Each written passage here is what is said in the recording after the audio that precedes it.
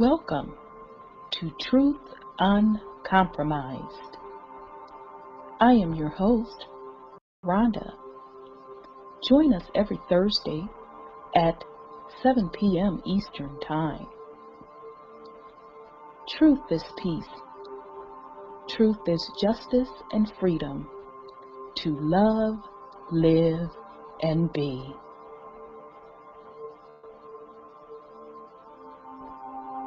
Music provided by sourcevibrations.com.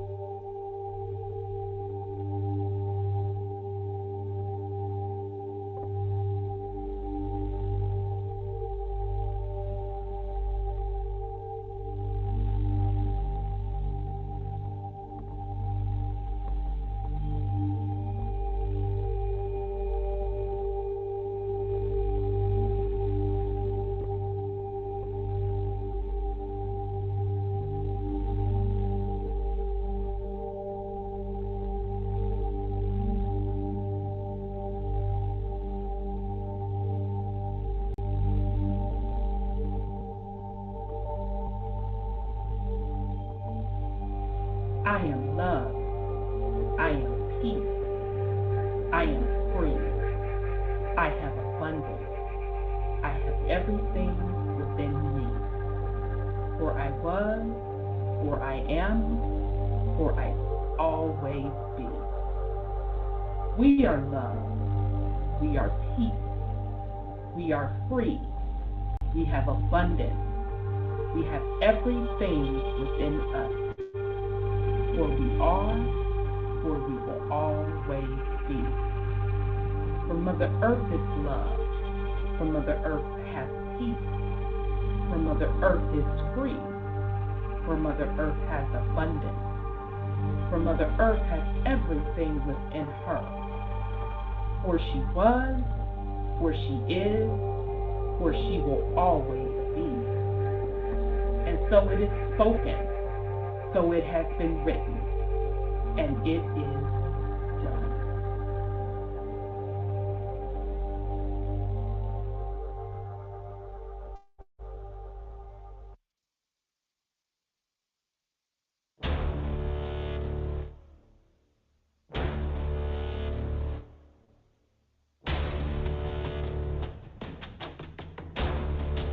You have entered into a dimension of truth, where time does not exist and illusions are shattered.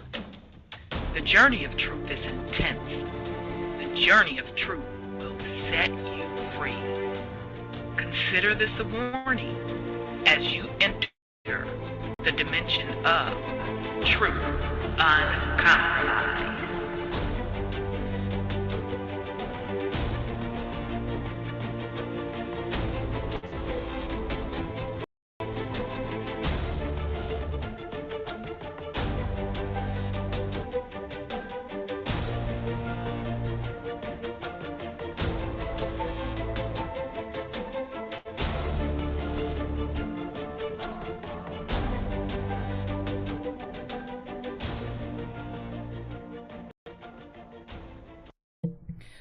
All right, family. Welcome to the Truth Uncompromised show. I am your host, Rhonda, and tonight is Thursday, November 5th.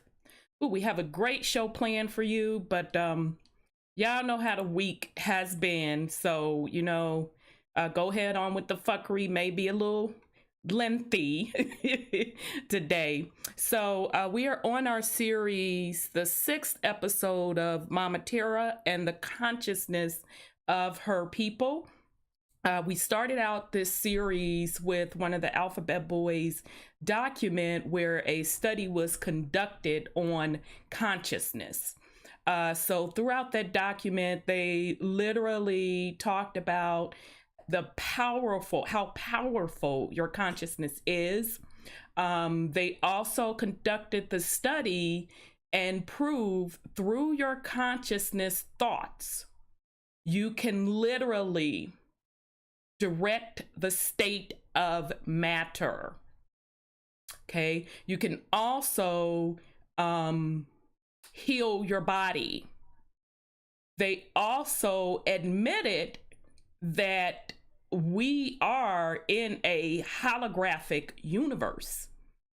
So meaning 99% is space. So being that it is a hologram, you are able to shape that hologram, your reality, with your consciousness. Okay. And they gave like much more in this document. So we're about halfway through. I hope we can complete it tonight. If not, we'll continue on, because my plan is to kind of flip-flop back and forth, because we still have to finish up our series, The Real Pilgrims. We're almost finishing up that series as well. All right. So I do want to give a shout out to the YouTube chat room. I see y'all up in there. Peace and love to Scotty Saturn, one of my mods. Oh, Nana Woo in the house. Peace and love. Sis Cheryl, peace and love. I thought I saw there, T1 Productions, peace and love, beloved. Eric, peace and love. I'm kind of far, y'all, because I couldn't get YouTube up on my main computer. It was making it run slow, so I'm looking to the side. So peace and love to everyone in the YouTube chat room, and peace and love to my family callers. So let me bring on my co-hosts. I see Sis Sandra, so Brother Sean may be running late. So let me bring on Sis. Here we go. All right, Sis. Bear with me. Everything's running slow. Try it again. It may do it this time. Let's see. Oh, there you go. There you are, sis. Oh my God, I had to try like 4 times. Peace and love. How are you, sis? Peace and love to you too. Hey, it took me an hour to get my computer back on. What? It's, oh my goodness. It's been crazy. It's been absolutely crazy. Yeah. It is crazy. It is crazy. So how are you? I'm great, thank you. How about yourself? I'm good. I'm good. It's good to hear your voice. Thank you. It's good to hear yours. Hey, family. Brother Sean, when you get there. He already went out. Indeed, indeed. So, sis, you'll be able to start us off with go ahead on with the fuckery. I know it's a lot. I know. I done already told the family we may be in overtime tonight with the go ahead on with the fuckery. Y'all know what it is. So, all right, sis, you go ahead. Man, if they don't get this right, these people are going to tear this place down. I think that's what they want. Exactly what they want. They want to fight each other over something they don't have any control over anyway. Yep. So I was just listening to Nevada speak, and I didn't get but maybe 5 minutes into it, but they have fraud of ballots in Nevada. People who have been dead for years, people who don't live there anymore, people who haven't stayed in Nevada the 30 days necessary to vote, and they're filing suits, and it's a mess. It's sad, because there's no honesty. If you can't win on your own ticket, they win on fraud, okay? And that's what's going on. I understand they dump ballots, about 300,000 of them in the trash and all that. I'm like, are these people really that desperate? But, it's not a position. It's a spiritual battle. Yeah, absolutely. It's a spiritual battle. Let me turn this TV off. Forgot. Yeah, no worries. It's a spiritual battle going on. The demons or Democrats are trying to continue the destruction of this planet. And they're fighting each other, and they're both bad, but one, you gotta weigh the scale on this situation. And I'm listening to this stuff, and I'm looking at it, and I just got a Facebook post where Biden says that they put up a fake system of voting, and I'm like, is this real? Did he really say that? Child. So, I'm like, what's wrong with his brain that he goes out and say it now? Well, he has dementia, but I mean, I forgot when I was talking about this fake ass election, because everybody knows where I stand. I refuse to vote for something that's my shit anyway. Right. And number two, and shout out to this sister. Her name is Janice. JA''NESE. Check her out on YouTube. She's out of Atlanta, highly intelligent. She put out a video regarding land patents. I mean, the sister is really brilliant. So I was checking out her land patent video, and she says something, and I'm like, you know what? That's exactly how the fuck I feel. She said, why should I, as an indigenous person to the land, vote for a second generation to the land and a third or fourth generation to the land? And she is absolutely correct. I've always said it's an insult to me. I refuse. But with all of that said, so I just want to keep refreshing people's memory that I don't buy into this fuckery of the voting. I would not dare waste my time. I don't give a fuck about Democrat. I don't give a fuck about Republican. I don't give a fuck about Q, Elemento, P now. But what I do realize is, as I have always been saying, they keep running different scripts on people to get you to buy into the bullshit. So I forgot about the whole hanging Chad script. Y'all remember that shit with Bush Gore? Yeah. Y'all remember that shit? So another sister, Katari, on Facebook, she put out something that I'm like, damn, sis, you nailed it. Because I said, I forgot about this script that they were going to run with the ballots. I think back on the Bush West-of-Face shit. So she said, I remembered that when Trump card started saying that he was going to challenge the votes and he wasn't going to step down. This was before this debacle jumped off. And so Sis Katari said, yeah, the Supreme Court justice that he nominated and that now took that spot, she's the same broad that gave Bush his win. I said, oh, shit. So basically, they dusted off. The Gore and Bush script. Let me dust this motherfucker off. Let me change these names. Let me change these states. Go for it. So it is what it is. Like we discussed last week, there's only, 158 or something like that, 138 electoral that decide the election. So you mean to tell me that those 100 and plus odd something folks weren't already given the script on who is going to win the election? And not only that, Hillary just admitted that she was granted the she has an electoral vote. And when you look up the rules on how somebody gets that particular role, it's so fucking convoluted.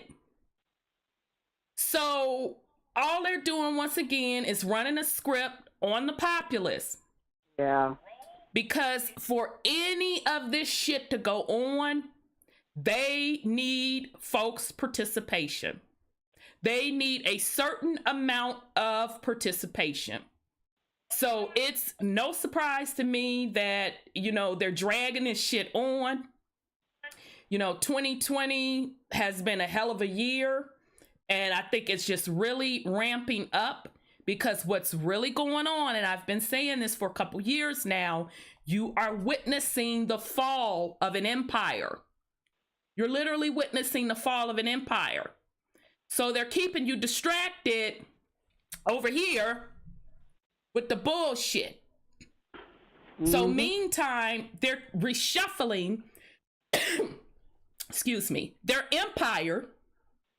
And then on the grand scale of things, the most important scale, we have entered a new age. Empire shift. I'm going to say this again. Empire shift when there is a change in the age. So in the meantime, as the poles shift, as the planet keeps showing us that she's shifting, she's changing, that shit is at the bottom of the list of discussion. But all of this other fuckery is at the forefront.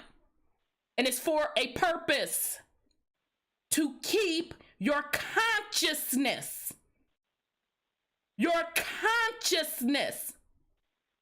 focused on the matrix that they want you to keep intact.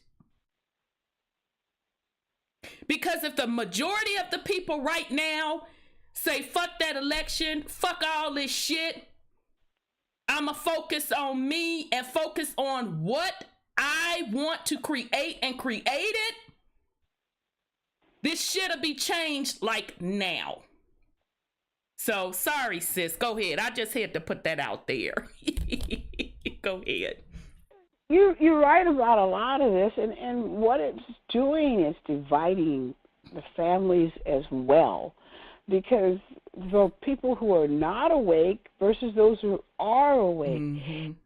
There's arguments going on. I said, did you guys lose your memory or something? Ciao. What's going on? Don't you understand what has happened to you? Right. Are you still going to go out there and believe this stuff they're trying to put out to you just because they want to get your votes? Don't you know what they've already done to you? Don't you remember who was in position at that time? Right. Why are you voting at all? So, that's not true. That's not true. I said, yes, it is. They got video proving it. Child, they because their consciousness is so plugged in someone else's matrix, they can't see it. So evidence doesn't matter. None of that matters. This is what the matrix said because this is what I'm plugged into. And then people wonder why they don't see change. That's what you're focused on. And you know what? They argue with you. They will tell you you're wrong. I don't go there with people. I am glad that even on, my Facebook page, people know don't fuck with me. I got rid of the riffraff that call themselves trying to tell me what the fuck to do. I don't go through that. Because it's not worth it to me. Either they get it or they don't. Do you know I almost got cussed out for sending videos to them? Oh yeah, you get cussed to plumb the fuck out. No doubt about it. Absolutely. To show sad. And it's not said once. It's not said twice. It's said multiple times. And you can't. I don't want to see it. Don't you ever send me. Take my name off your list. Oh, yeah. Oh yeah. Oh yeah. People will die defending a lie, because that lie, that untruth, has in essence become their reality. Makes them comfortable. So if that's their reality, who the fuck am I to try to force them out of their reality? That's true. That's true. But it is what it is. But in the meantime, that's not stopping the shift. No. That's not stopping the shift. So if they don't mind getting a motherfucking bell rung and getting reset upon, resetting their consciousness into the next empire that's gonna rule them, who the fuck am I? They just have not grown from a conscious perspective. They're not there yet. Hopefully and eventually they will get there, but they're not there yet. And we don't know, you know, when you're dealing with individuals, and whether or not that be family members, you know, in some cases, and I really feel bad for people if you're having these same issues with the spouse. You don't know how old they are from a soul perspective. You don't know. Just because someone is 50, 60, 70, that does not mean that their soul is old and experienced. That's what this is really about. So the older souls that have been there, done that, got the t-shirt, multiple life cycles, chose to come back in this particular realm, this space and time, to witness this shift. You know what it is. You know what you want to do. You know where you want to be. Other souls are either just experiencing this for the first time, and or they still have not finished out the life cycles. Notice I said life cycles, plural. Mm-hmm. To be able to raise their consciousness up. What about the concept, this gateway process? That's really at work too. That hypnosis that they've implemented to brainwash the people or control their consciousness. They're doing that already. Right, but no one can control your consciousness if you are in control of your consciousness. Huge difference. Huge difference. So in other words, I don't give a fuck how much they put on television, how much GMO food. I don't give a fuck about none of that. Because if you are in control of your consciousness, it doesn't matter. But as long as you rely on something outside of self, that's government, that's religion, that's pseudo groups, that's a messiah, that's a leader, then absolutely, you are very susceptible, and more than likely, someone will be controlling your mental. Literally, we are in the age that everybody has the opportunity to excel spiritually. Everyone. You just have to tune in. And everybody individually makes that choice. Everybody makes that choice. So, I mean, it is what it is, but as indigenous people to the U.S. or the Americas, I don't even like saying U.S., to the Americas, you should already know what it is. And it should be insulting to you for somebody to even remotely ask you to choose between two old ass white men, two multi-millionaire white men that have benefited off of your shit. I'm gonna choose them for what? Everything they got is through my lineage. God damn it, they should be bowing down to me, not the other way around. What the fuck I need to go ask them for something on my shit? So that's why, me personally, I don't get involved in that fuckery with politics. That's just me. But I see the script that they have pulled out with the populace. So as predicted, they're dragging Rona, then pull Rona out the motherfucking closet again. Exactly.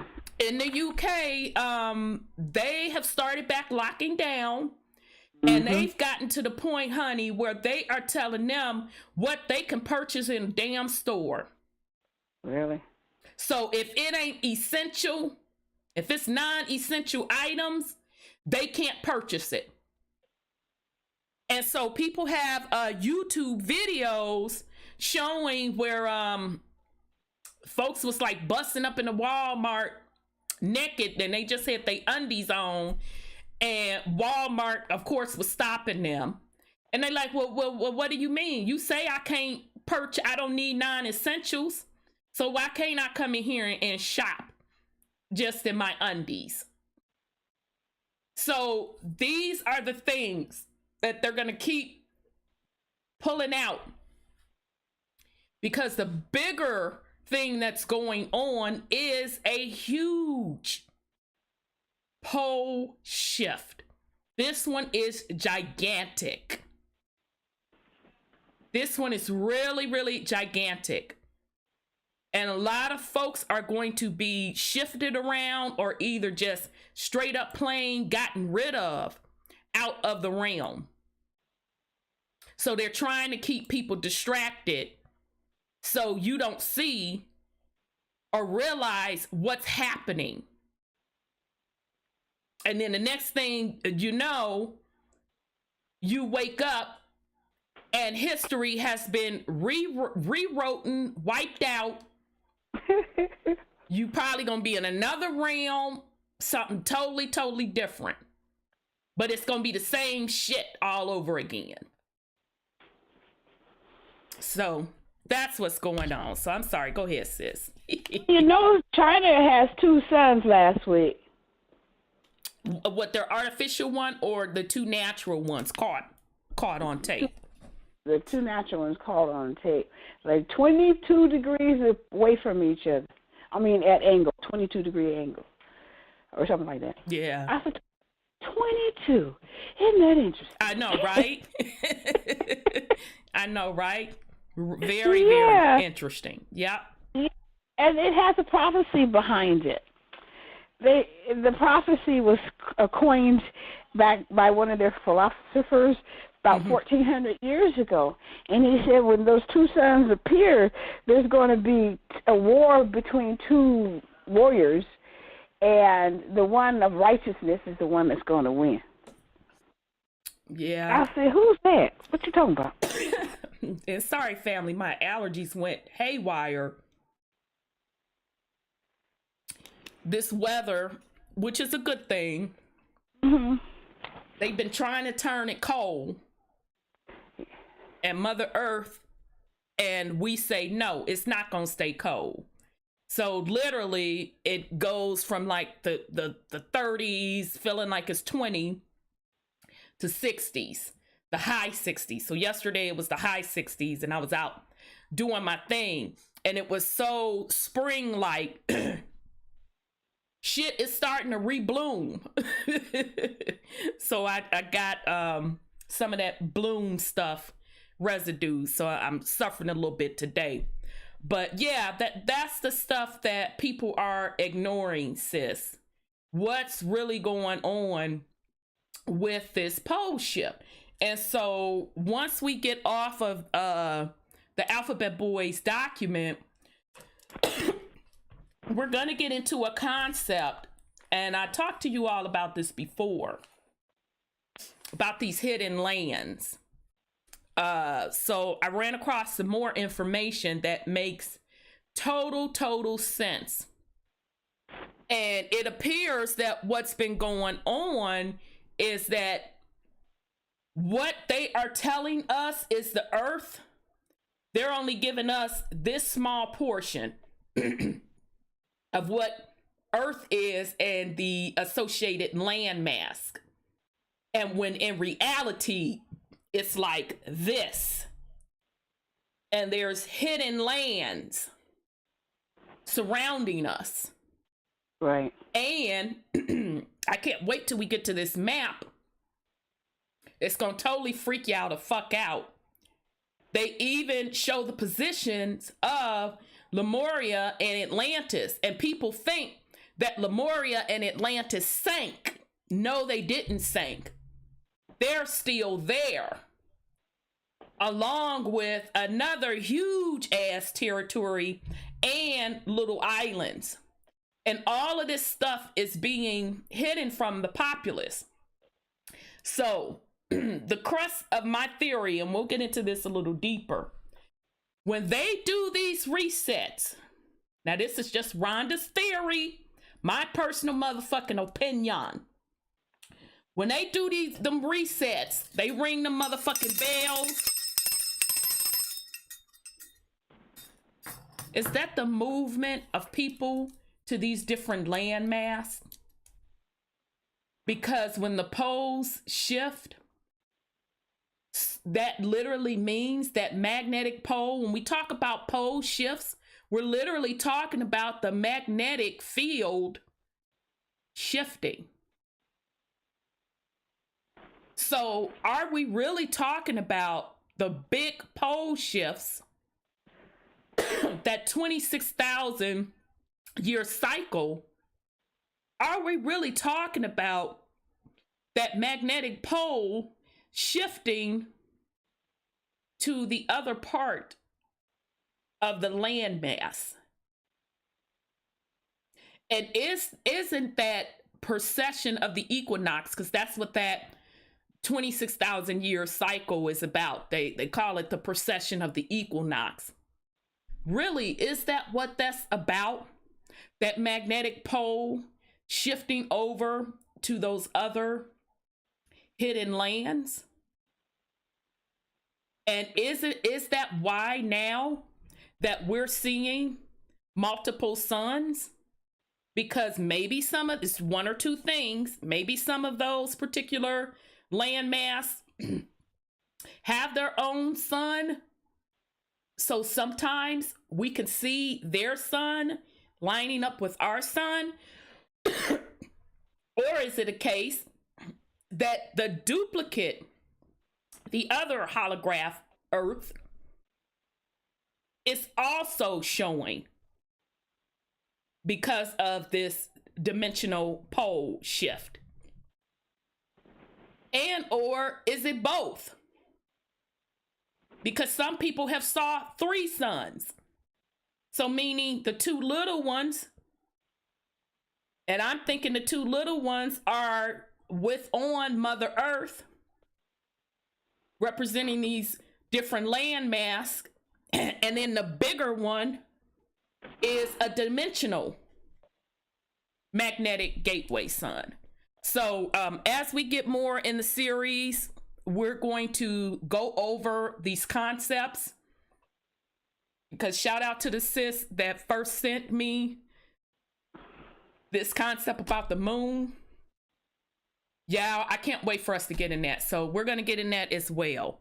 All right. So sis, you have any more? Go ahead on with the fuckery. My brain is overloaded, but no, I can't think of what's in the brain. It's so centered with this other stuff. I know, that's okay. Only other thing I wanted to bring up, I ran across the movie again. I had seen the movie before.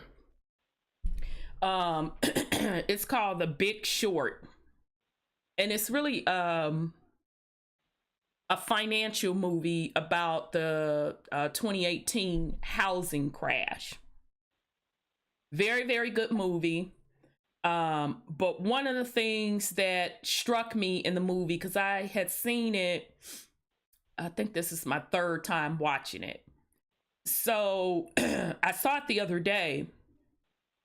And at the very beginning of the movie, the characters in the movie were investigating how the bubble in the housing market was going to pop.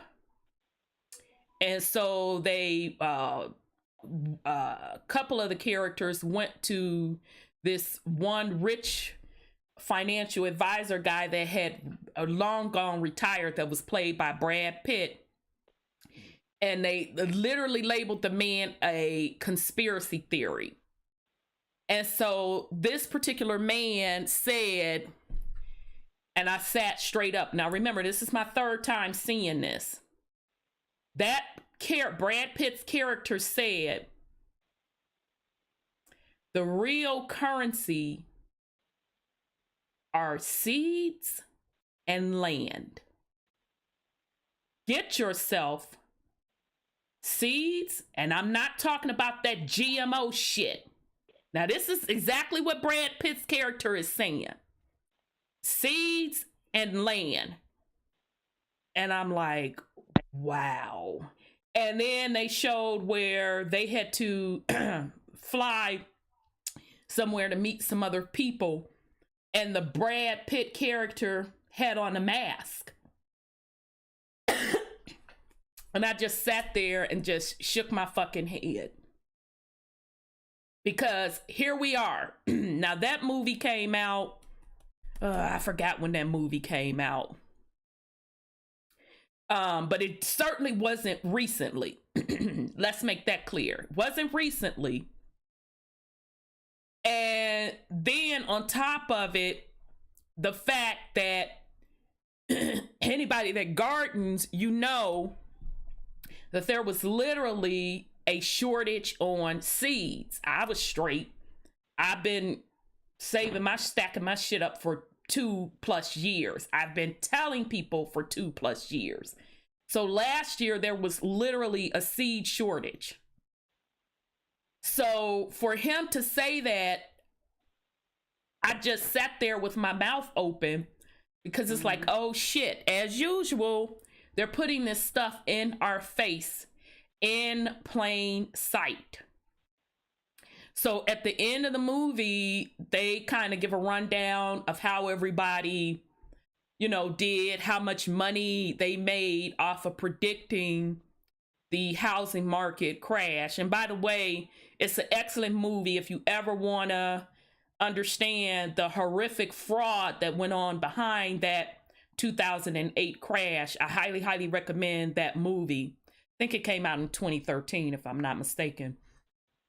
But at the end of the movie, they said that the whole derivative concept, which was the crust of the financial market crashing, that they are still doing it today. They just named that shit another name.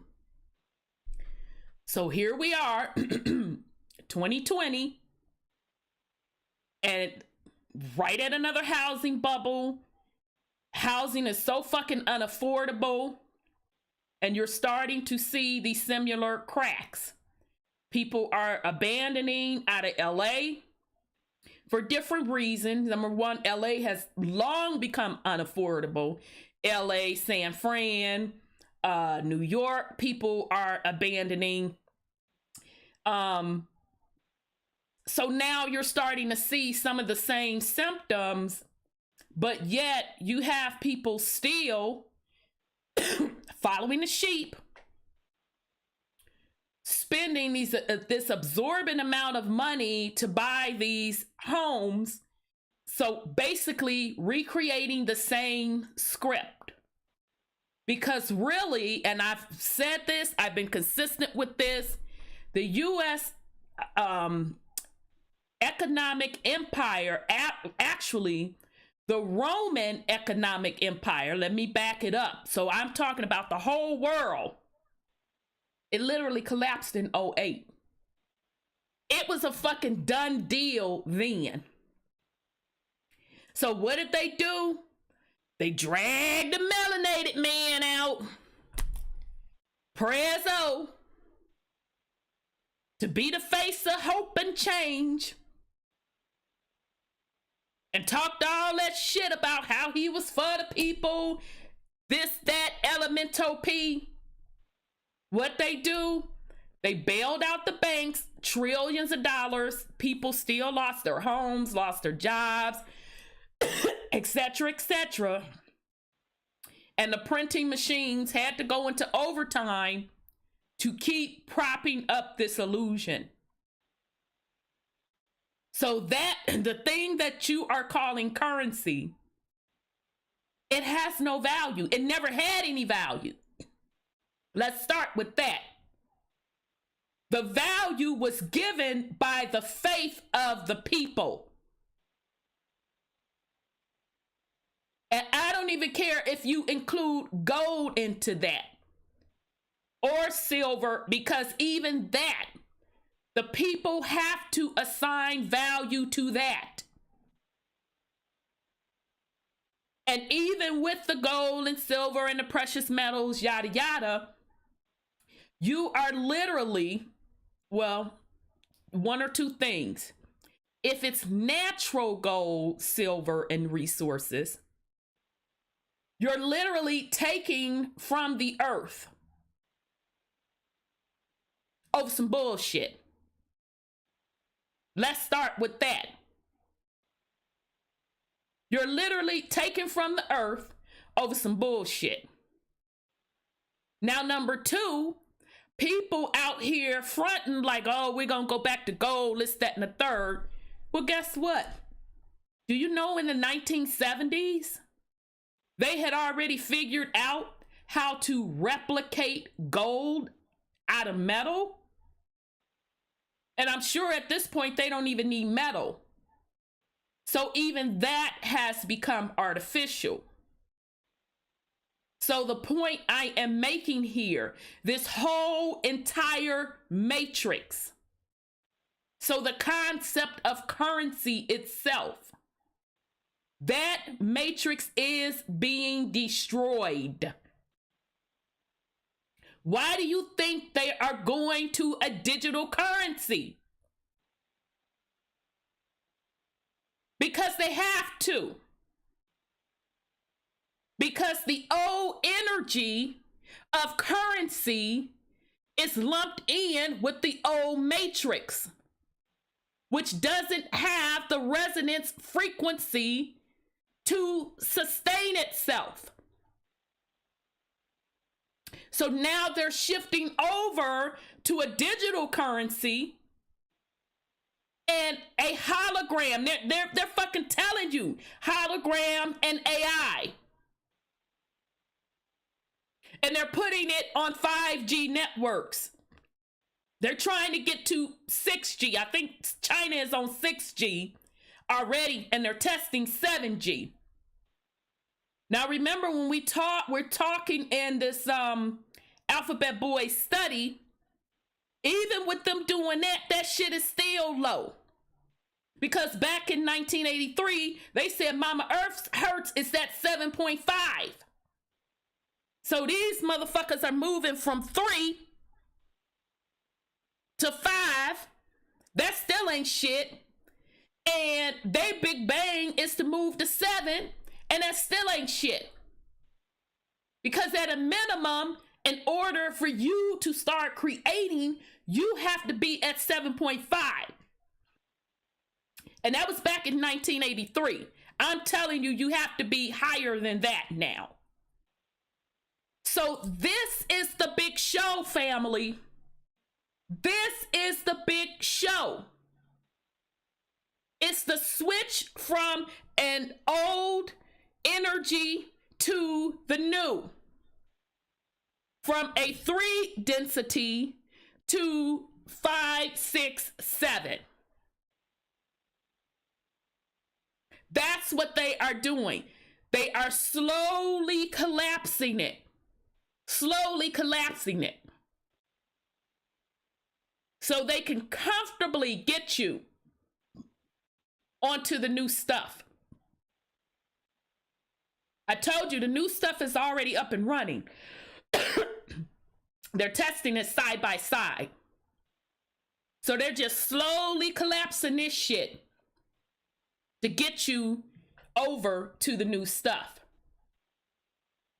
So nobody pays attention to anything outside of what the fuck they tell you, what they want you to focus on, which is a fucking election. When you got a whole bunch of other shit that they're doing, I won't even say right behind the scenes. They're doing it in your fucking face. You just don't pay attention to it. They're telling you they're switching to digital currency.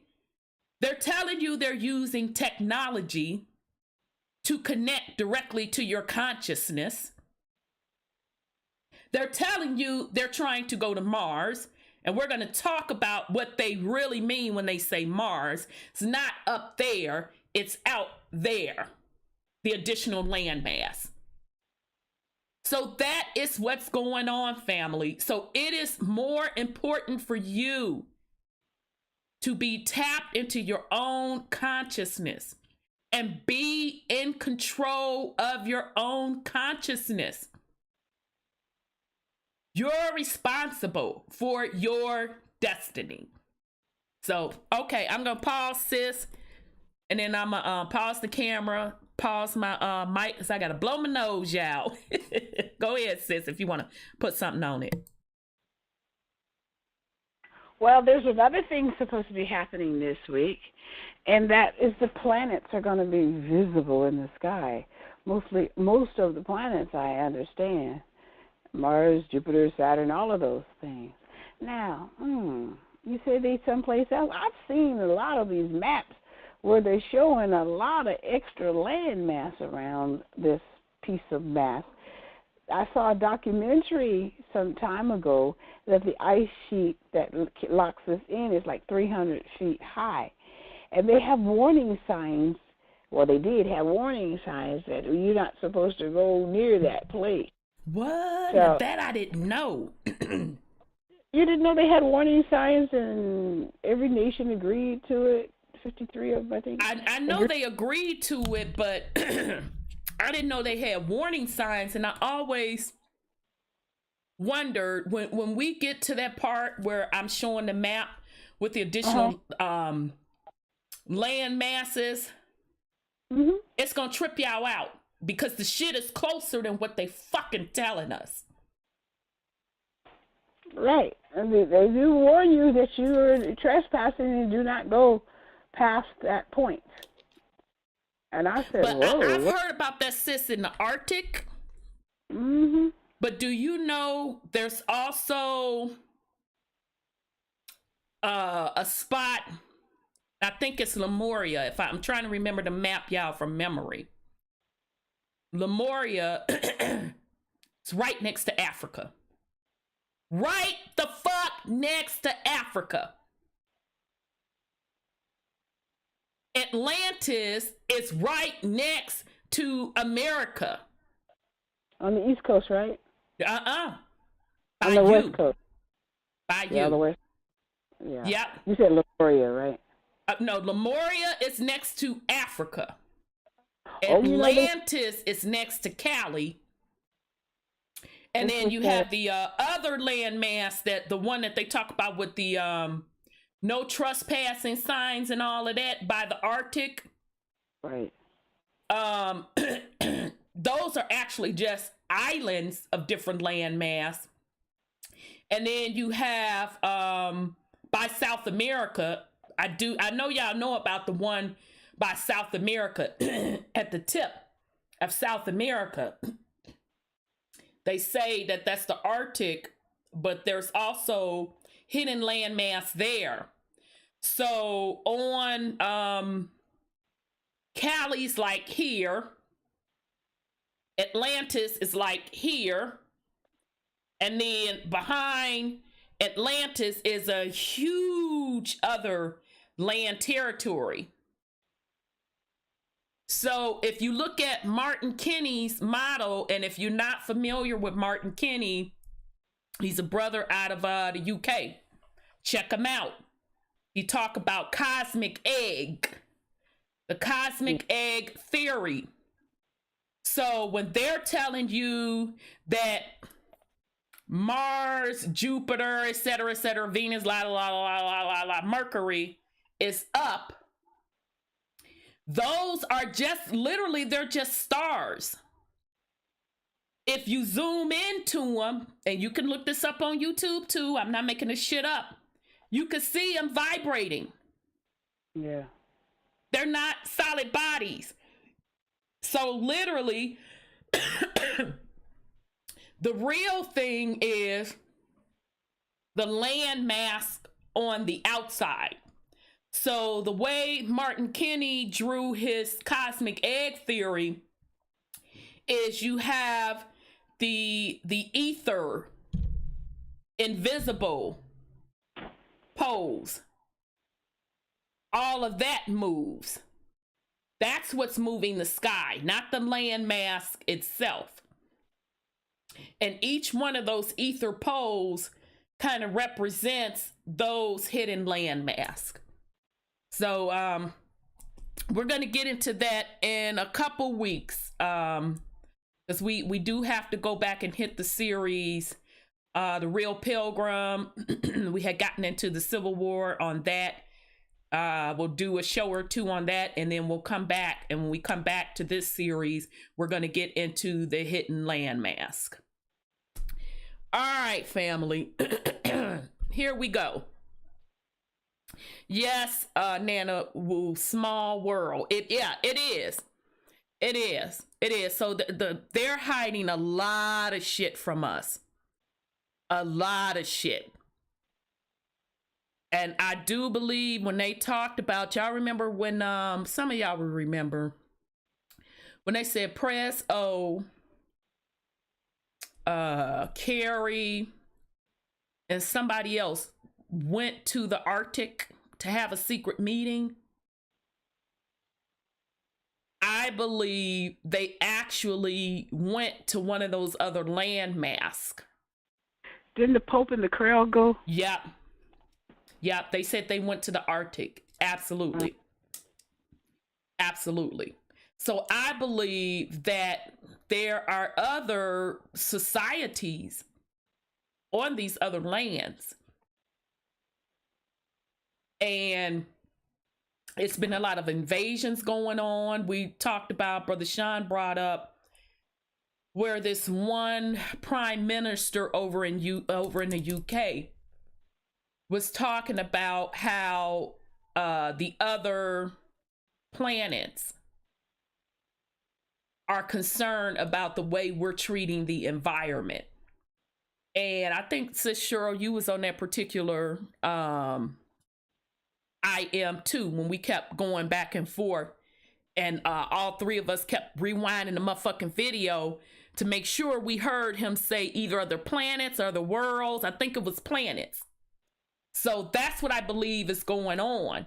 You have these other landmass outside of our particular landmass, and it was an invasion that went on over here with some of those folks from the other landmass. All right.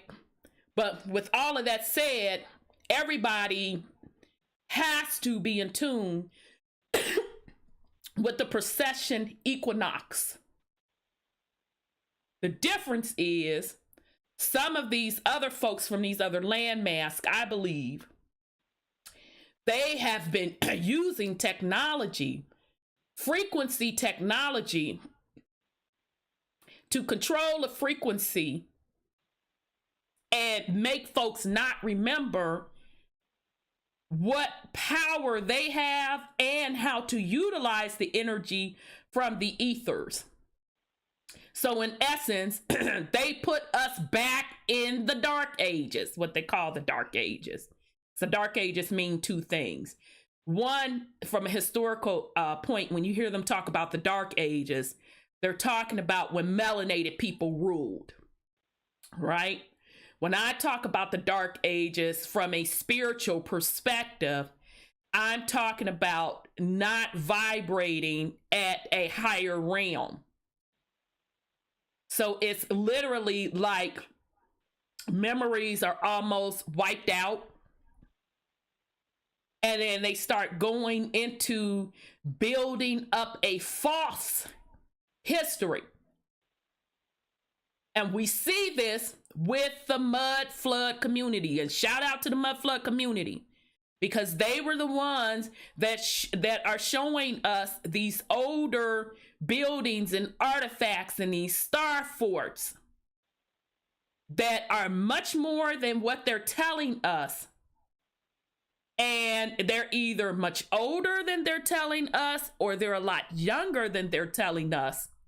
And we hit a reset with the changing of the frequency. Shit was wiped out. And then they started building the narrative they wanted to build.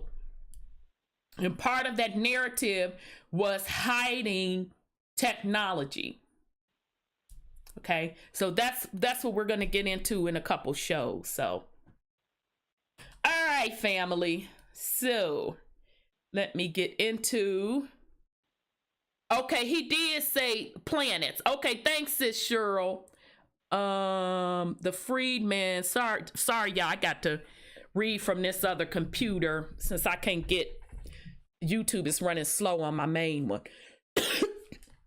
The Frenchman said he had met with the leaders. Sure did. He said planets. The Frenchman said he had met with the leaders of other planets. He sure did. He sure did. Not other nations, other planets. And we, all three of us, kept rewinding that to make sure we heard what the fuck he said. And once I show y'all this map, you're gonna see how that makes sense. Because these other landmass, they even share the same bodies of water as us, all of that.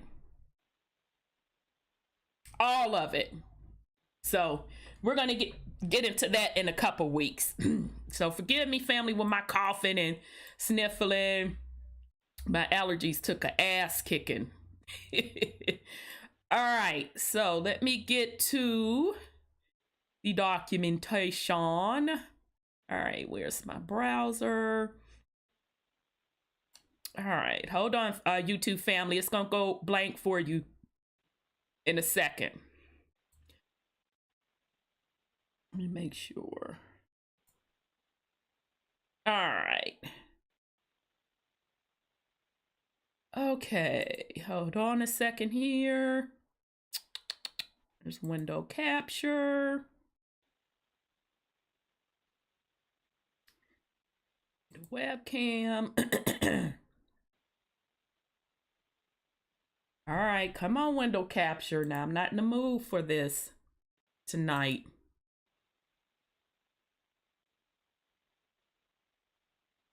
You know, while you're playing around with that stuff, Star Trek always comes to mind to me. When they used to do that Star Trek stuff, they always used to call them outposts. And all these different entities and different personalities and different species was on each outpost. And their charge was the Galactic Federation to go and make sure all the outposts are still doing good, or they have an outpost problem in one of the outposts in this vector or that vector. You know, and I think they were kind of trying to tell us something. I really do. That those outposts that you're talking about exist. And there's people or somebody. That would make sense. That would actually make sense. Yeah, and that's what they used to do. They send, you know, well, the spaceship was the Star Trek thing was the way they communicated and got around.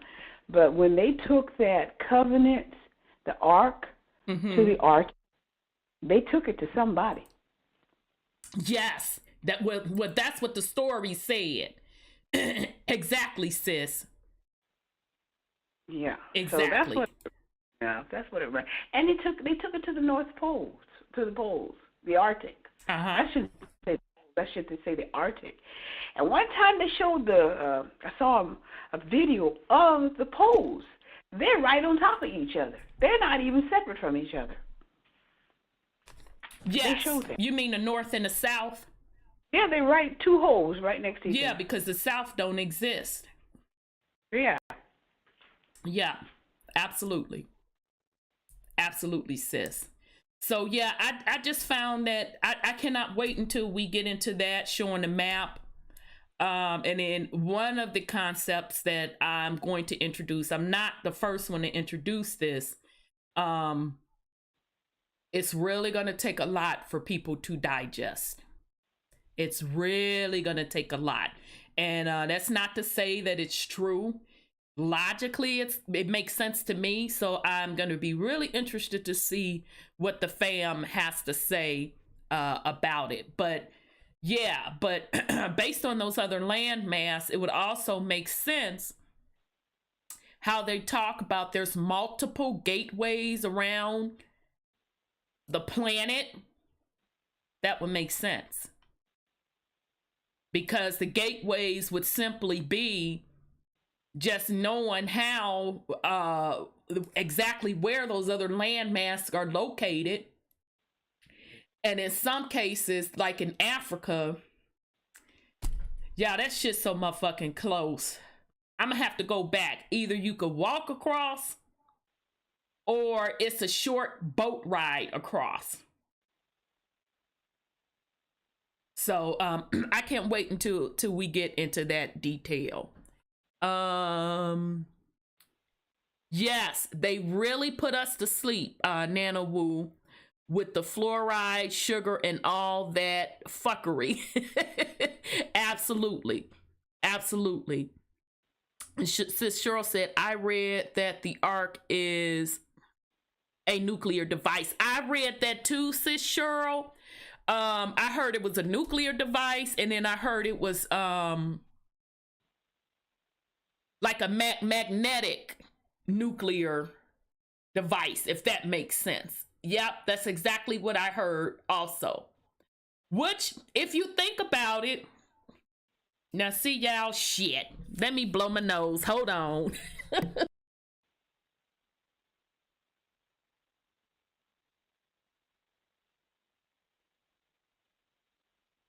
Sorry, y'all. Damn, it would. My allergies would cut up. If you think about it, if they're using ancient technology, ancient advanced technology that was hidden from us, that makes a lot of sense.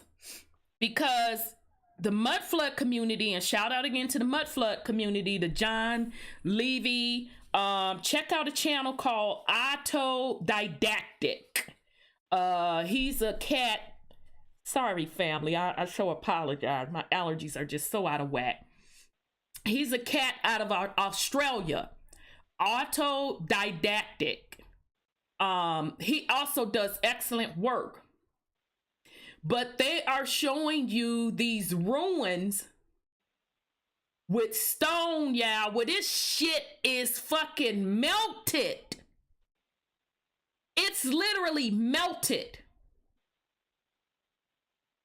They're showing you the grid line of how these ancient cities were laid out. So even to lay those cities out in such precise lines, you got to have some pretty powerful technology, especially based on the way the current history is written. How the fuck you doing that with dynamite, horse, and buggies? But you can clearly use Google Earth, and you can see grid lines laid out, some in geometrical shapes. In the Americas, it's both geometrical shapes, and then you see the S curves that leads to mounds. And then with these buildings being literally melted, stones, y'all, stone melted. And in some cases, granite melted. They have to have some type of plasma, laser plasma device to do these things. Okay, so absolutely, sis Cheryl, I do believe that. Yes, Eric, the Aussie dude, autodidactic. He's really tight, y'all. He has great information. Great information. All right, so I have up the Alphabet Boys document. So again, this was approved for release on October 2003, but the study they put together, or they finish with the, they published, let's put it this way, they published the study in 1983. So they held this shit for a long time before they released it to the public. All right, so this was released to the Department of the Army, and this is the analysis and assessment of the gateway process. All right, okay, so we're on part 22. I'm gonna scroll down. I just wanted you all to see the document so you can see for your own records. All right, and why is this moving slow? All right, let me let YouTube catch up with me. Where's my cursor? I hate when everything runs so slow. That's the thing. Your mind moves so a hell of a lot faster than this bullshit. And it's frustrating. You be trying to get on with it. Okay. So we've already gone over this, but just to show you how in-depth this study goes, they're literally looking at how the actual brain processes information and how that information is processed through your consciousness. All right, so they get pretty deep into this. So I would highly recommend get this document and just have it for your records, and you can go back over it yourself, and you can see the applicable diagrams that they include in here as well. All right, so let me scroll down because we're on, we're on 22. Okay, so you can see number 12, they talk about holograms, the consciousness matrix. Okay, we talked about that also.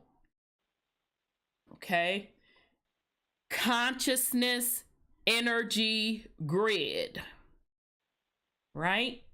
So they're literally showing you that they were able to measure that. Okay, now this is the one. You don't remember anything out of this. Remember this. Hopefully I didn't scroll down too far. And I did. Might have to shut my camera down. YouTube is barking at me that I'm about to buffer. Okay, so if you don't remember anything else out of this, I want you to remember the wave. I constantly talk about the wave. Brother 832, when he came on, he talked about Tesla. And Tesla saying the importance of the 369, Nikola Tesla. The 369 represents this. And I'm sorry, y'all. I keep jumping around. I don't mean to make you dizzy. My computer is all of a sudden getting slow.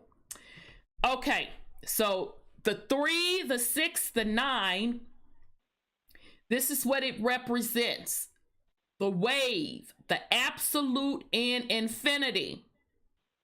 All right?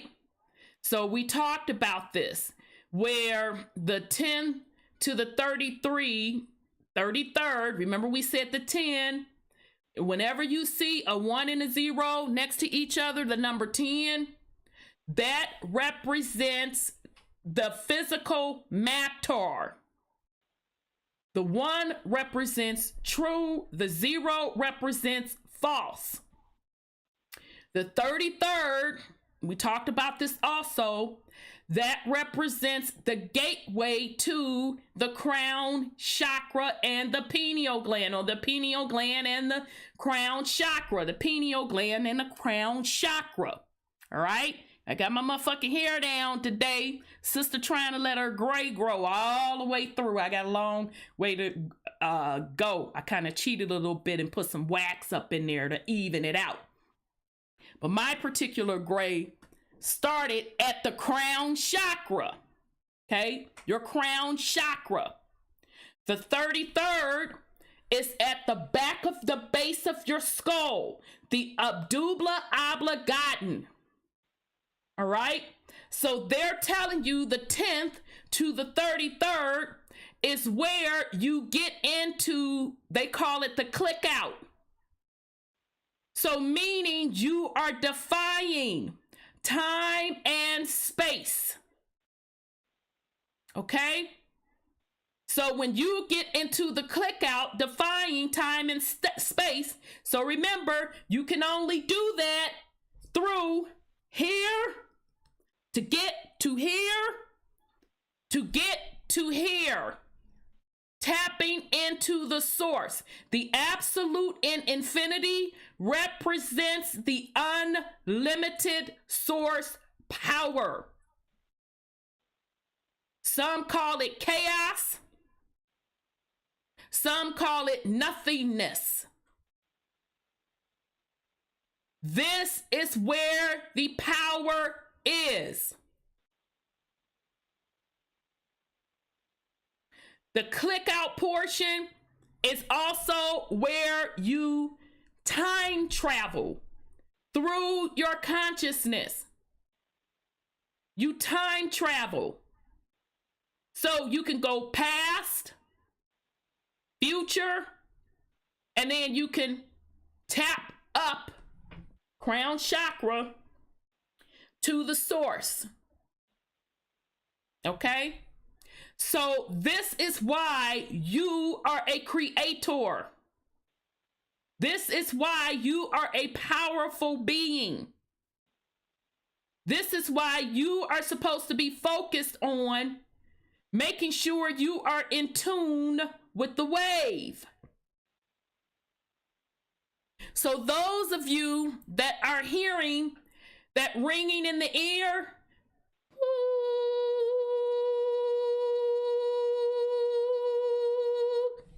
usually it's coming through here. Y'all probably seeing it on my right side on the camera, but I'm doing the left. It's the camera switches things.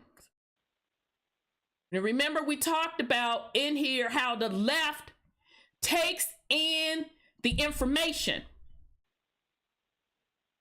And then you have to make a decision through your consciousness how you're going to process that information. So you use a true false. Do I want to take it in? That's the one true. Yep, I'm going to take it in. If I don't want to take it in, that's a false. But that boop in the ear, that's you being in tune into the wave. So if you're focused, that's when you can use this to defy time and space here in the click out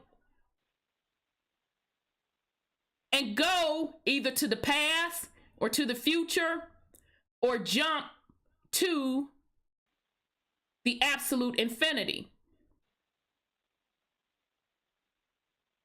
And when you hear that boo, you'll get incoming messages. You'll get the incoming messages, either showing you pictures, depending on how you process things. So depending on how your pineal gland takes in the information and your consciousness chooses to process it. Some choose to process it through pictures. Some choose to process it through voices. Now, anybody that's had that experience, you know what the fuck I'm talking about. And once you get skilled and you get comfortable with it, you can communicate back.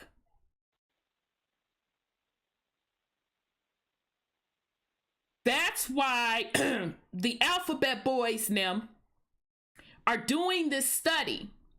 Now, I know those of you that follow this, you hear people talking about how the alphabet boy now have them jump rooms set up. Okay. So some of the jump rooms are literally folks trying to take the entire matter and jump to another space. Or they are doing remote viewing. So meaning you're sitting here in the present, but you can remote view other areas. But in order to do that, you have to be tuned in to the wave. Okay? That's why this stuff is extremely, extremely important. Because we've always had this power.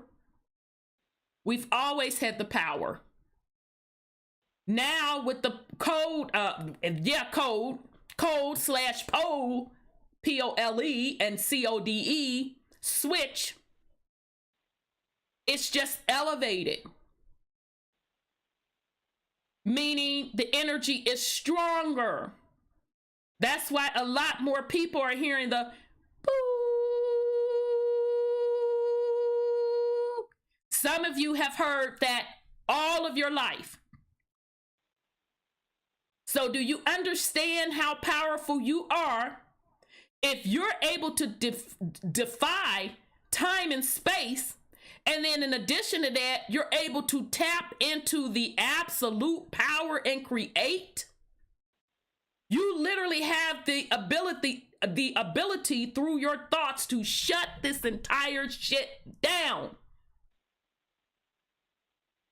So they work pretty extra damn hard to keep you distracted with this fuck shit that's so beneath you. So I'm sorry, go ahead, sis. I want to tell you I had on remote viewing, and this was my first understanding that I could do it. I was going to junior college, and I had an instructor, an art instructor. Mm-hmm. They invited me over to their house, and they were Europeans, and they started talking to me, and another girl they invited as well, and they gave me a bowl. And because they were pottery people, so I didn't think nothing about it. Mm-hmm. But they just gave me this bowl or cup or something. I forget what it was. It's been some time ago. And they said, you see that? I said, yeah. Mm-hmm. They said, why don't you close your eyes and see where it came from. See if you can see where it came from. Mm. And That was the strangest thing. They said, I think you could do it. So I said, okay, ain't no problem with that one. And sure enough, I closed my eyes and I concentrated, and I could tell you exactly where that bowl was found. Nice. So when I told them what I saw and what it looked like, they said that's exactly where it was found. So let me give you the your bomb. Hold on, sis. Y'all, you can't hear it on the phone, but YouTube will be able to hear it. So let me give you your bomb. Oh, damn it. I just hate when my stuff. Here we go. All right, sis. So that is a beautiful, beautiful experience. So when you did that, sis, you see where on this grid you went? You went here. You did the click out.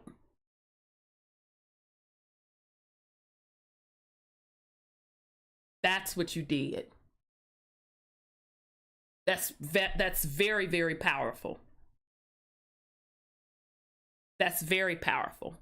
All of us are psychic. All of us.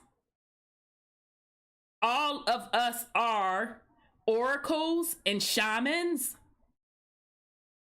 You just have forgotten that you are those things. So now with Mother Earth's frequency, her hertz, rising above the 7.5, a lot of other folks are rising as well. The energy is stronger. That's why more people are getting the ringing in their ears. Your body is going through changes. Because as you elevate, that means your body has to elevate as well. So again, this is the real show. This is the real show. All of that other stuff, it's truly really bullshit. All right, so let's continue on. Let's get to 22. Number 22. Okay, there we are. Please don't go up no more. Okay. And of course it did. That's me moving faster than what the system is moving. All right, I'm trying to get there, y'all. Bear with me. Okay, stay.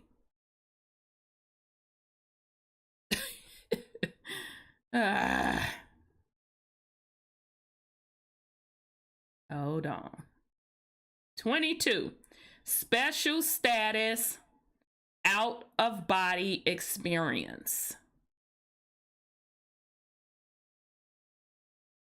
Every time I do this, y'all, it keeps moving.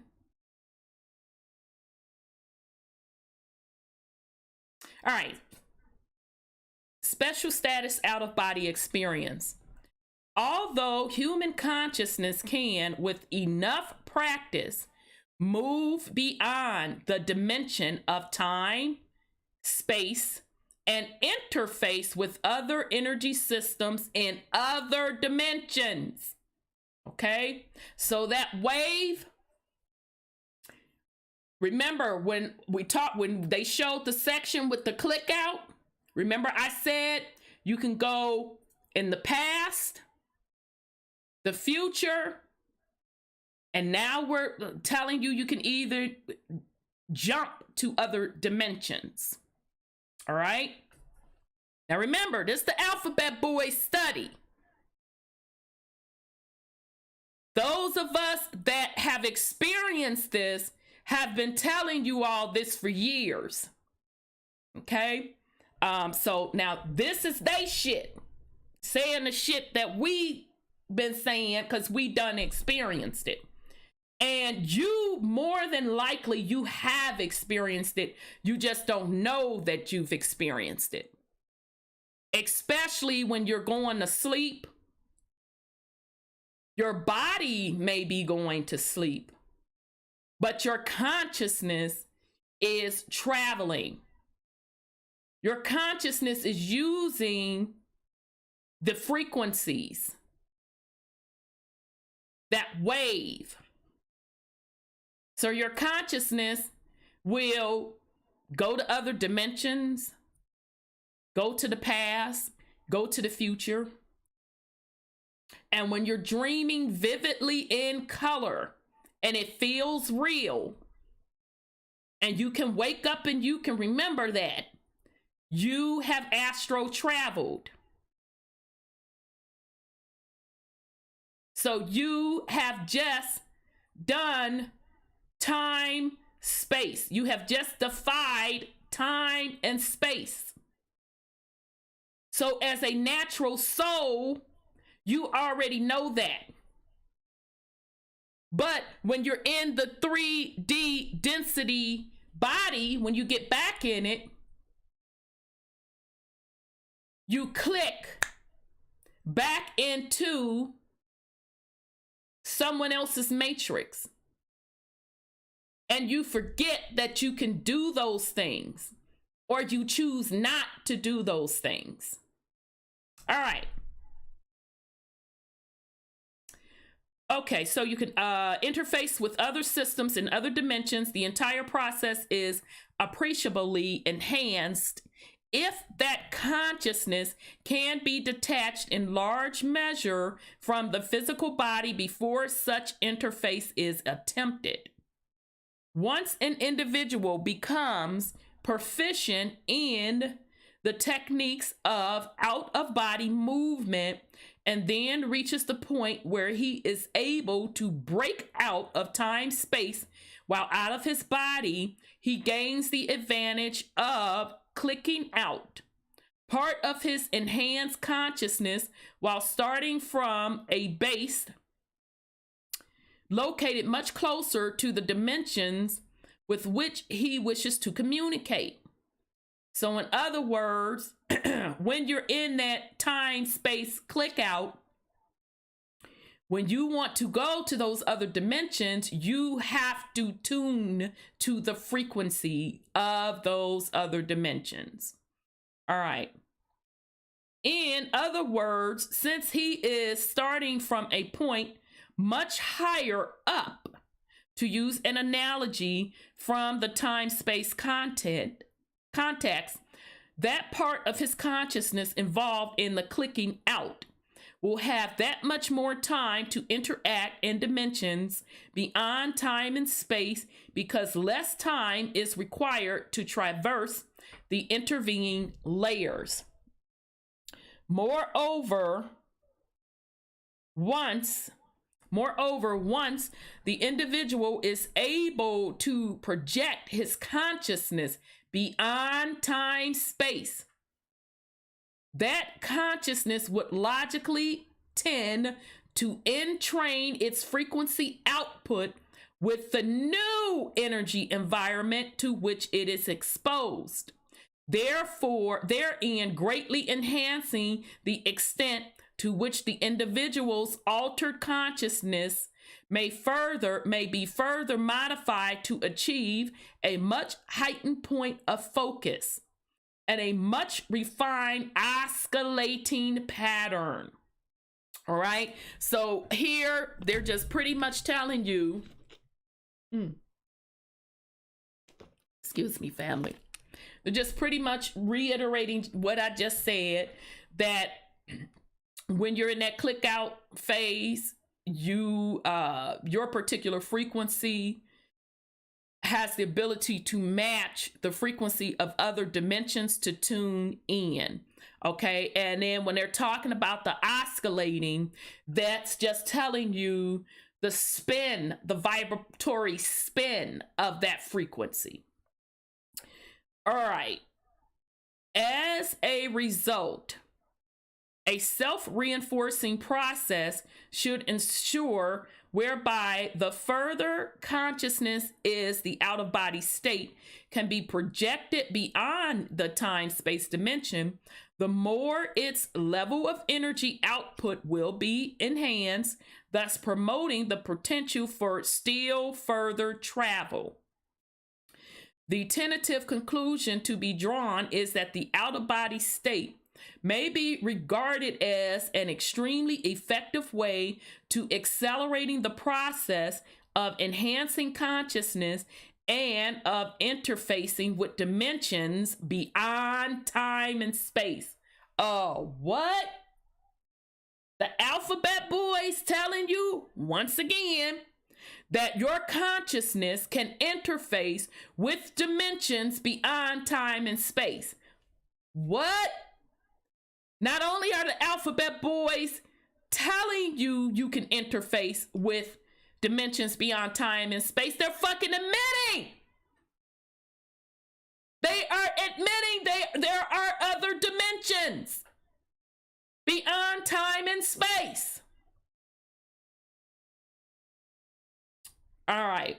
If the practitioner of the gateway technique has a choice of concentrating on achieving and exploiting the out-of-body experience as opposed to concentrating his full efforts on expanding his consciousness exclusively from a physical base. Let me drink some water on that, y'all. This is very powerful what they're telling you. They're literally giving you the formula of alchemy. You already know this. As a soul, you already know this. You have just forgotten it, you're suppressing it, and you're not using it. That's all. So all of these studies are the study of you. Okay? So they basically sitting up here saying that concentrating his efforts on expanding his consciousness exclusively from a physical base. And that's what keeps folks stuck. And that's why when we talk about stop being so concerned with the physical, it's the spiritual where the power is. They're literally admitting it.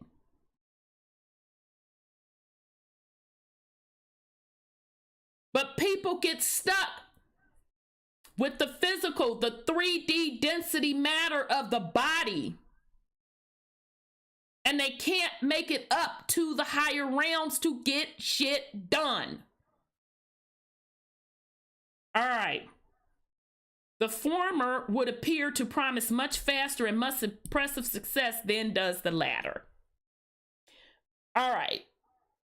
Absolute in perspective.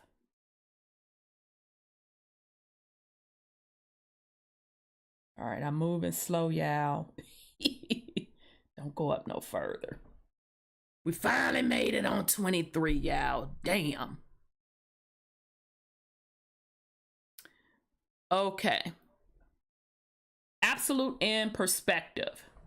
It may be helpful at this point to pause and recap the major aspects of our intellectual journey from time, space to the realm of the absolute.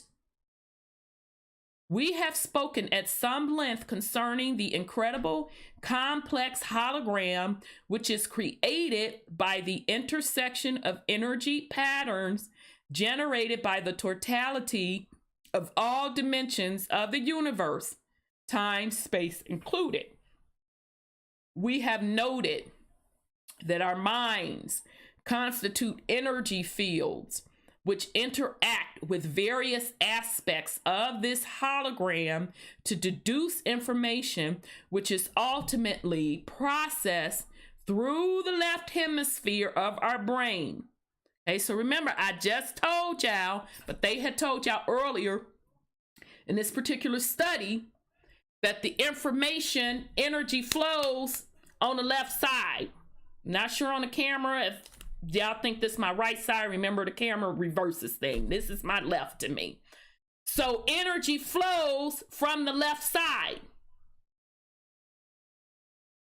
So would it not make sense if energy and Mother Earth and the higher realms and the universe are trying to communicate with you, and you hear in your left ear, boop,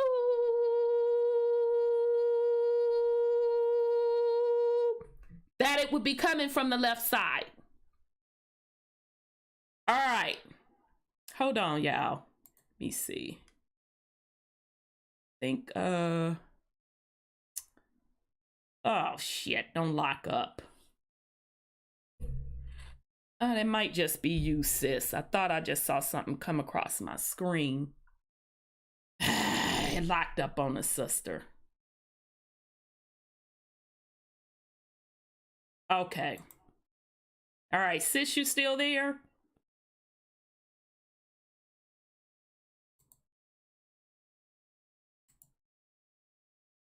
Uh-oh. Sis, you still there? You saying, yeah, but I'm locked up. Hold on a second. All right, let me try that again. Sis, you still there?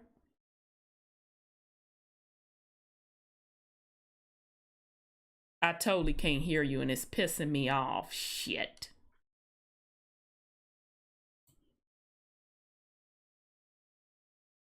You're like really low.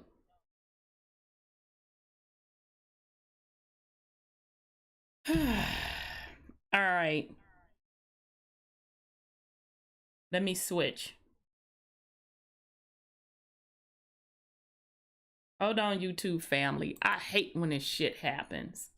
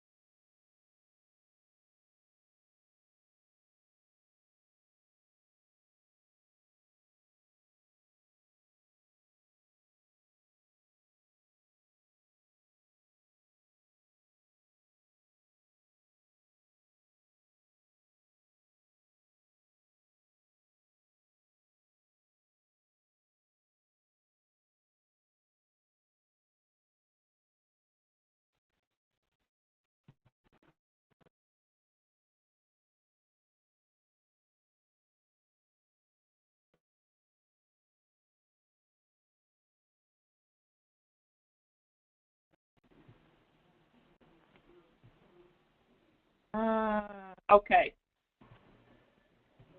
Now y'all should be able to hear me. Can you hear me, YouTube?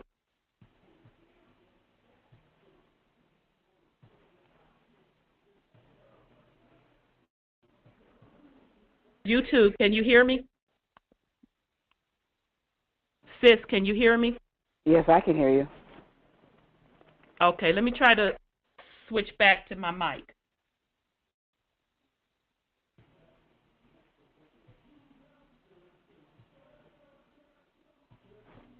All right. YouTube, can you hear me?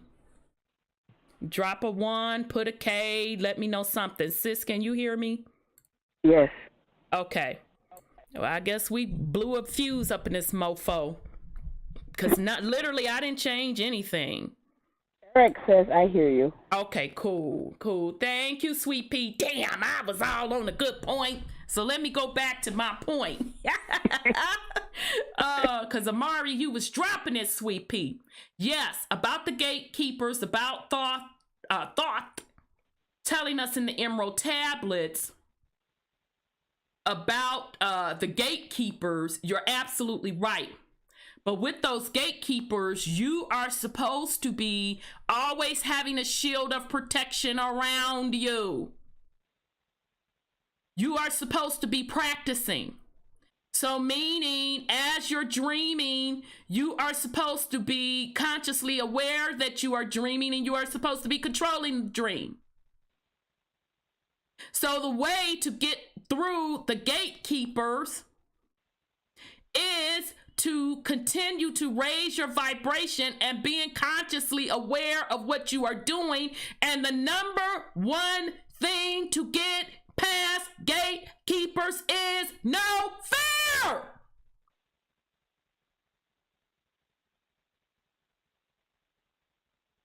Because when you fear them, they're going to block you from that gateway.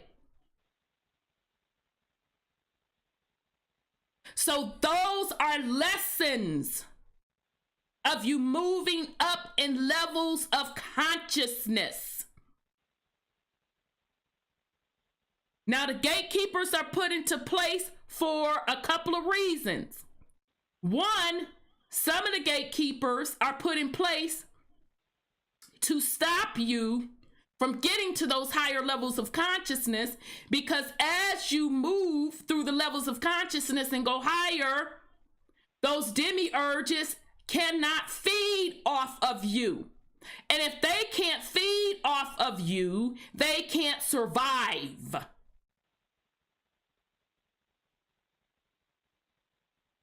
The second reason for the gatekeepers, some of them, are for you to learn how to move through the ethers, for you to learn how to utilize your consciousness. That's why those of you that are just starting to really wake up to this information, you're going to initially have a lot of dreams where you are fighting. Soon as you close your motherfucking eyes, here come the motherfucking fight. It's on and popping. Those are two phases. One of them is to train you. One of them is to train you. The other is for you to get past your fears. You have to knock down those gatekeepers and tell them, get the fuck out my way and keep it pushing. But most people get caught in fear. And whatever your deepest fear is, that's what you're going to be fighting in that fucking spiritual realm. Been there, done that. That's what you're going to be fighting.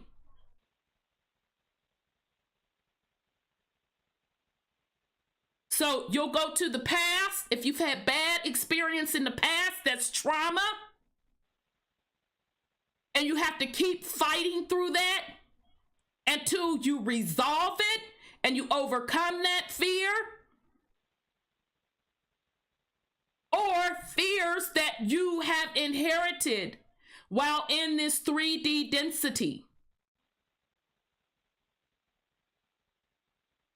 So when you're first waking up, you're going to do a lot of running. You're going to feel like you're running in some motherfucking dreams. You're drowning in some motherfucking dreams.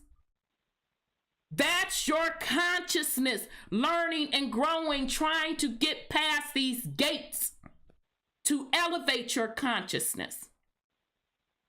Then when you get to a conscious point where you are higher, then other gatekeepers come out and want to fight you all the time to block you for going to higher realms. And some of the times we evoke these fights because we have come into consciousness. You feel that you the motherfucking Neo in the story. Yeah, Neo is a script.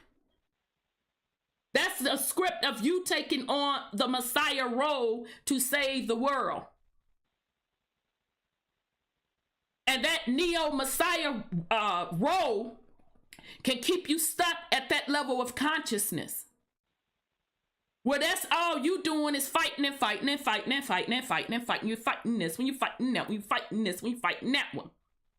And y'all know what I'm talking about. Those that have these particular vivid dreams of fighting and kicking people's ass, or they trying to slice you, stab you, shoot you, laser you, all this bullshit.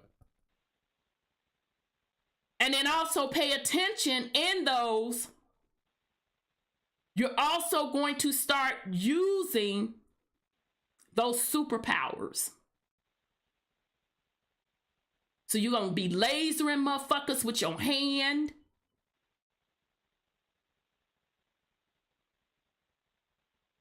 Or controlling motherfuckers with your mind, knocking them down with your mind. Okay? But in that particular stage, you wake up out of your astral travel / your dream, you tired than a mug. It's like you haven't slept. Because really you haven't. Your consciousness hadn't. You were traveling to other dimensions.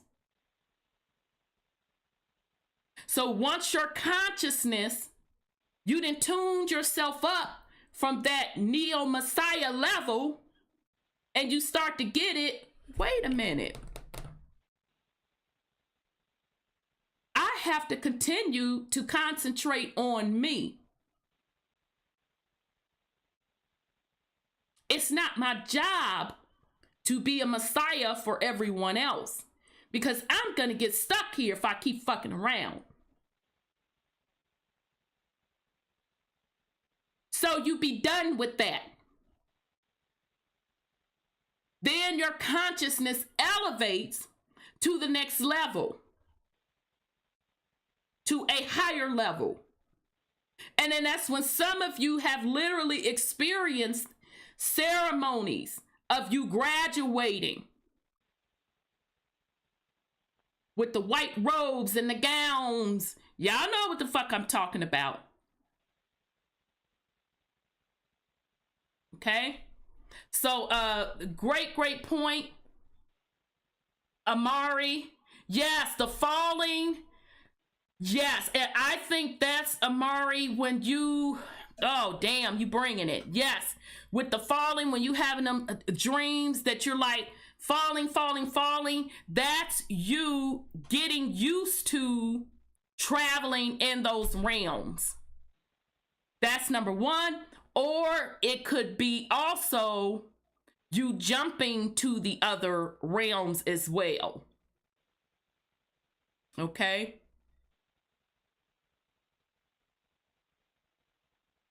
Yes. Okay. Vanilla Sky says, biggest fear of falling off a skyscraper. Oh, yeah. Amari, from the movie Vanilla Skies. Yeah, you know that shit came out on over the weekend. Yeah, so whatever your biggest fear is, you keep reliving that. I keep climbing these high ass mountains. Always about to fall, scared as hell. Yeah, and that you'll eventually get over that the more and more you practice. Yes, the water world is also gateways, because water is the best conductor of energy. So when you experience yourself like going through water, you're going through dimensions. Okay? But yeah, water is nothing but another dimension. One of the dimensions is, it's many dimensions. Damn, somebody has something else. Telekinesis, telepathic. Absolutely, Scotty. Now, interesting, brother Scotty, when you talk about telekinesis and telepathic, pay attention when you're doing your astral traveling and you're communicating with others, because you're communicating telepathically. So some they'll communicate with you through pictures, and some it's just straight telekinesis. You're just talking back and forth with the mind. So pay attention in your astral travels, because you're going to rarely use this. You rarely use your mouth. It's either pictures or you're just straight talking, mind to mind, frequency to frequency. And believe it or not, animals use communicating with us through pictures also. Plants do it. I've literally had my plants send me a picture like, you need to get up off your ass and water me. Literally, I've had my plants do that. And two of the family pets, one of the dog did that to me. And then the cat, which was my brother's cat, had transitioned. The original OG, I called that cat Ghetto Cat. That cat was tough as fuck. Had transitioned and came back through the realm and was talking to me with pictures. So animals today have that down pat. We have that ability. We just forgot about it. Always wake up before touching the ground. Yeah, Amari, you'll get it once you get over that fear, because whatever that fear of that building, of you falling, that's just your gateway. You're trying to get through over that fear to get to the next gateway or higher level of consciousness. Yep. Animals and plants use telepathic and symbol projecting. Absolutely, family. Absolutely. Okay. Shit, y'all. I'm gonna have to. Where the hell was I? I think we was on 23, y'all. I forget. We didn't have technical difficulties and absolute and perspective. It may be helpful at this point to pause and recap the major aspects of our intellectual journey from time, space, to the realm of the absolute, right? So remember that wave diagram, y'all. That wave, okay? And then the click out portion of that wave, you're defying time and space. And you're able to time travel to the past, to the future, to connect to other dimensions. And then above that is the absolute level. All right. Oh, shit. Where was I at? Running my mouth. All right. We have spoken at some length concerning the incredibly complex holograms, which is created by the intersection of energy patterns generated by the totality of all dimensions of the universe, time, space included. We have noted that our minds constitute energy fields which interact with various aspects of this hologram to deduce information, which is ultimately processed through the left hemisphere of our brain to reduce it to a form that we employ for the purpose for the process we call thinking. So we went over that. Now I remember where we were. Remember I talked about the boo coming in the left ear, because all information is processed incoming on the left side. Okay, and remember, information is just energy, family. All right, we have implied that this hologram is a finite embodiment in active energy from energy form of the infinite consciousness of the absolute. Let me read that again, because it's important. We have implied that this hologram is the finite embodiment in active energy form of the infinite consciousness of the absolute.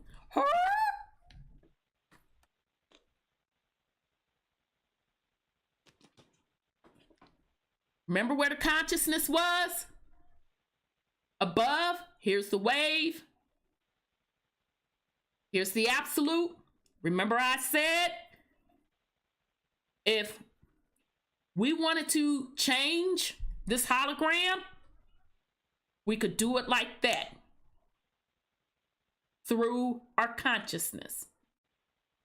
All you have to do is tap in to the absolute.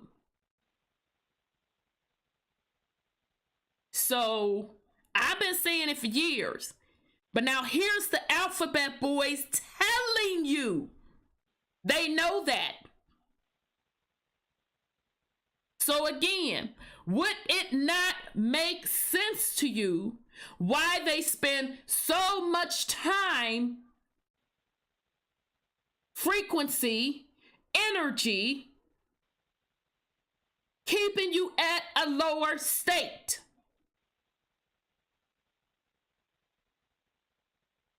Because they want you plugged in to their hologram. They want your energy plugged into their hologram. Because if you used your energy and tapped into the absolute, you would totally destroy and overwrite their bullshit. So that's what I mean when I talk about creating the world you want to live in. You have to elevate your consciousness to tap into the absolute to make things happen. All right. Yes, you have to learn to fly. Absolutely. And that flying stuff, y'all really bringing it tonight. That flying stuff, when you really start to come into out-of-body experiences, and so meaning when I say come into it, because you're already doing it. You're just not aware that you're doing it. You're not remembering that you're doing it. But when you become aware, that flying shit is also another first important step. Because you're going to feel yourself leave your body. And then some people get so freaked out when you look back or you look down and you see the physical body laying there asleep, it freaks you the fuck out.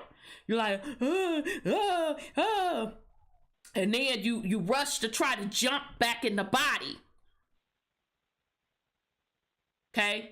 And some people, when they're astral traveling and they have not totally grounded, they think they're having dreams of somebody sitting on their chest.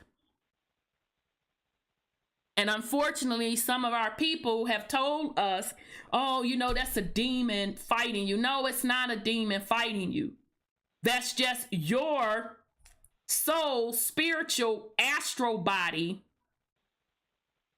is trying to get back into your physical 3D dense body.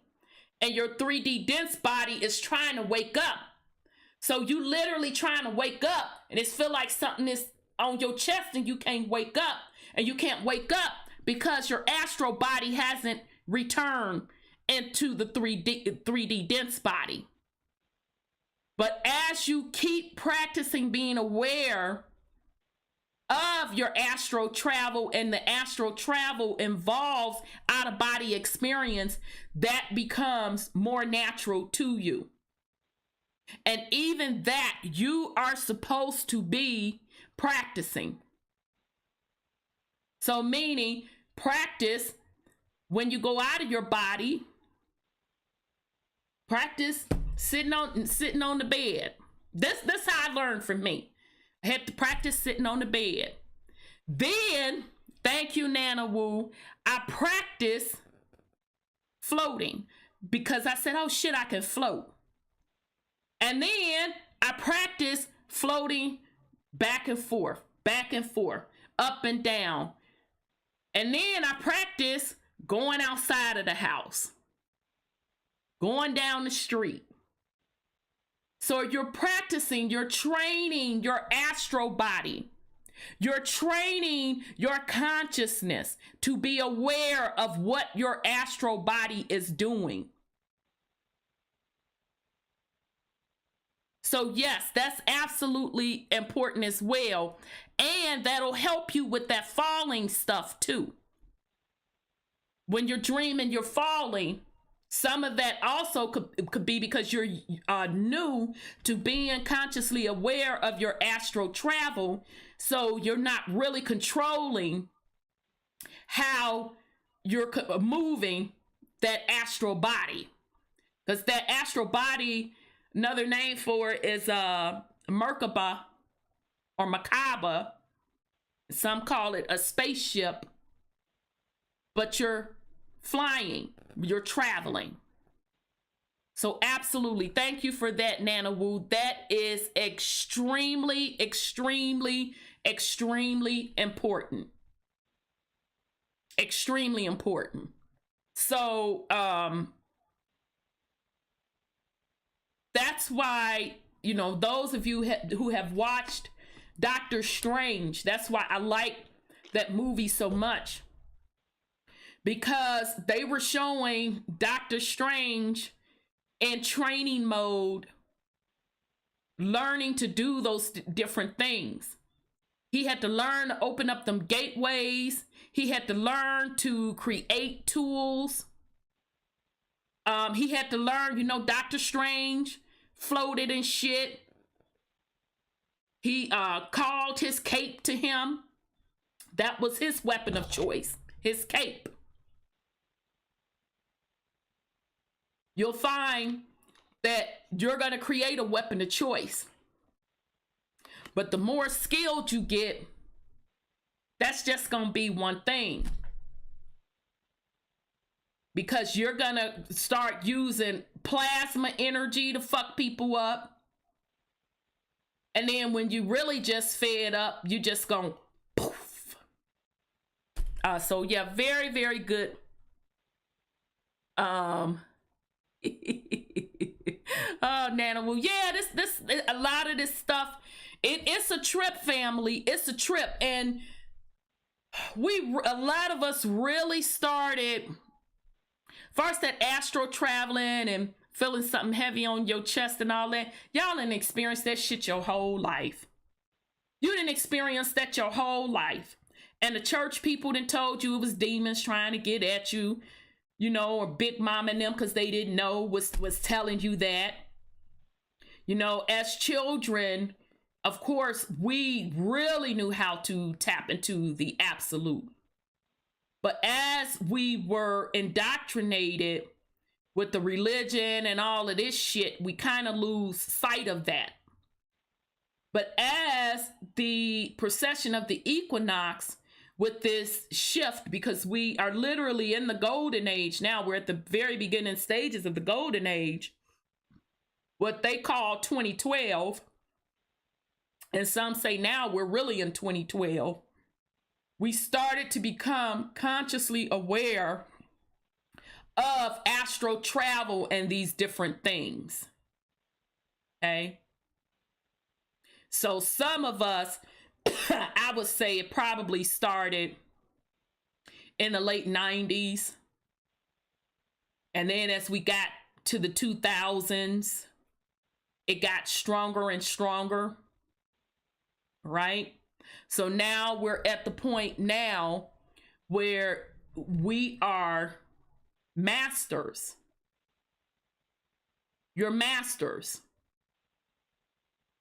So even if you're just at the beginning of learning this information and practicing this information, if you keep in tune, you're going to see yourself, you're going to graduate extremely, extremely fast, because that's how fast the realm is spinning. Okay? So that's why, as infinite divine beings, so now I hope folks enter and understand when I talk about your soul consciousness, when I talk about you being a divine infinite being, you get what I'm talking about. Because you came from the source. You still have access to go to the source, to the absolute. Now, everybody don't have that access. Either they lost it for whatever reason, or they just fucking never had it. Or they never had it. Maybe out of that absolute source, we created the demiurges that can't get up to the absolute levels.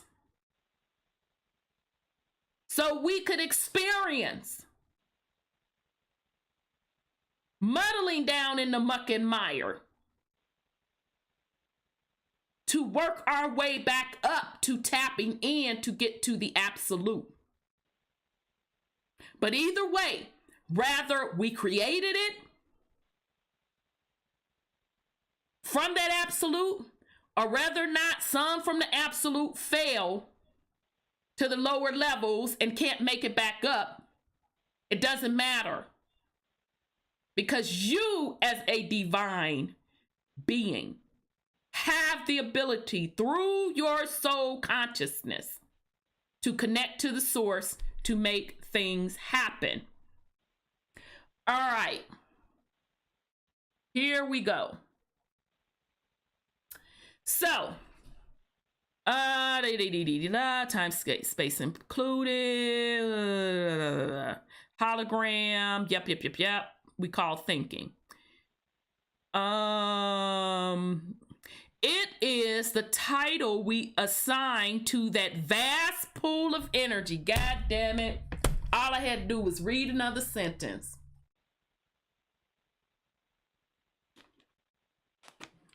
This is the alphabet boys telling you. We've been telling you this shit for years. This is the alphabet boys telling you. It is the title we assign to that vast pool of energy in a state of perfect rest over which the physical universe is layered and from whence it comes. So do you understand what they are saying and understand what they are saying? This hologram shit was created from the absolute to what we are calling physical matter, which is still made up of what, 99.9 something and some change of space.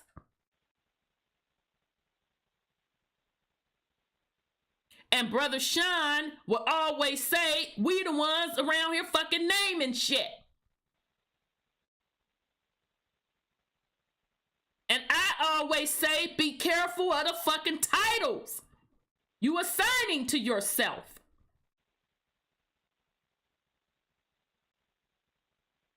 Because you make the shit real. You create that hologram. And the alphabet boys know that's what you fucking doing. They know that's what you're doing.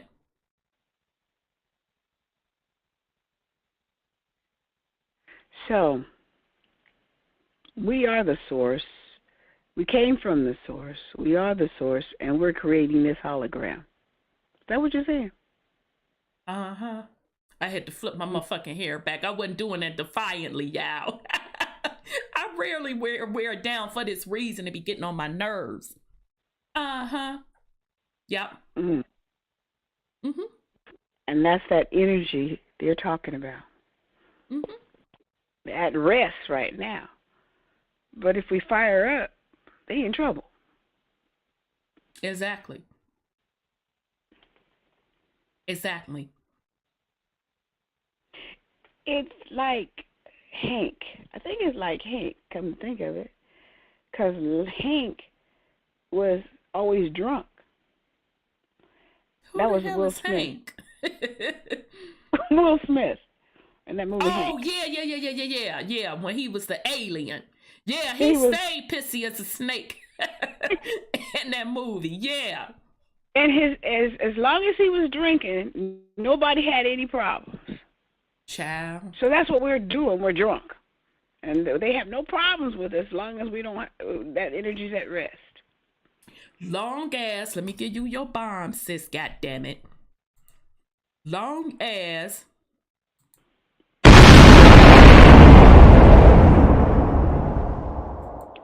the energy is at rest. Absolutely.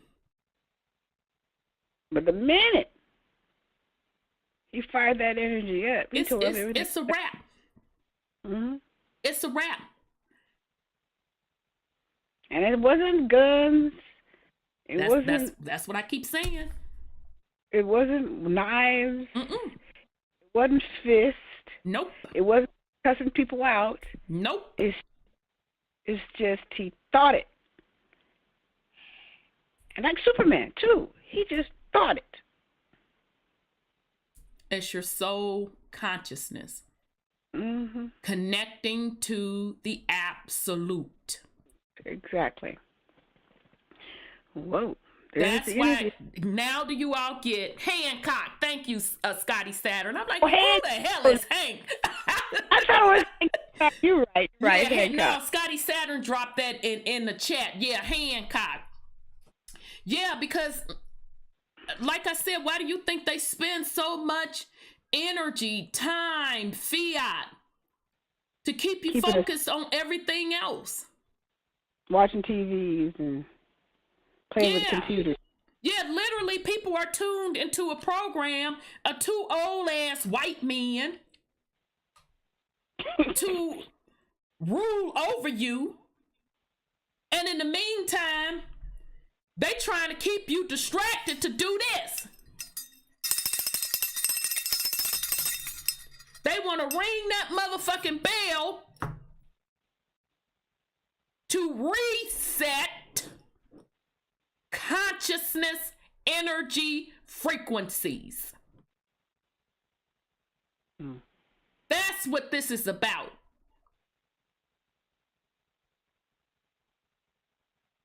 So instead of folks using their energy to tap into the source, to just create something totally new, You're still in the muck and mire. And it's never going to get anything done. All it's going to do is loop you in a cycle. And the Matrix is so cold with it, the hologram is so cold with it, that they have built into it to allow you to win. And it ain't like they hide the motherfucking shit from you, because they tell you they gonna give you 1,000 years of peace.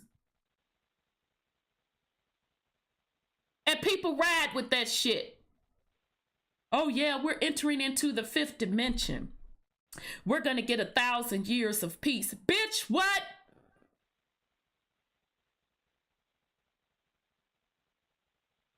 Who the fuck are you to tell me how much peace you finna give me? Bitch, I think not.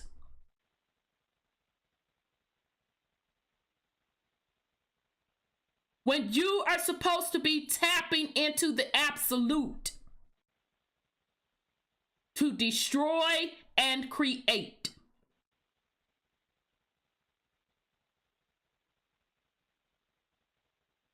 All right. So very good points. Okay, I'm scared to check, y'all, because I think that's how we froze up last time. Check to see if we had any callers. I don't think we got anybody else in the queue. All right.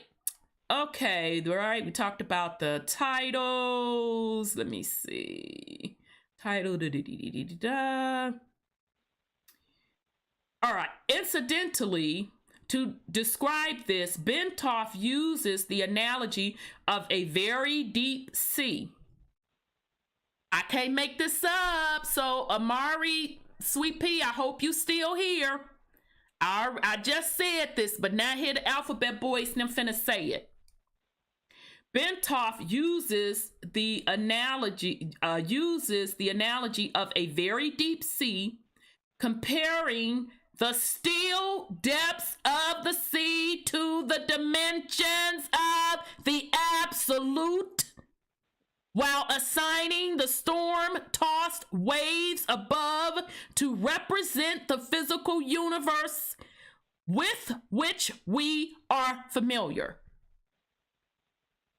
So Amari, hopefully you caught that, Sweet Pea. Now, just for clarification, I didn't read this ahead of time. I'm reading it for the first time as you all. But I just knew, when you know what you know what you know, when you connect to that absolute, that when you're astral traveling and you going through water, I knew you were going through dimensions.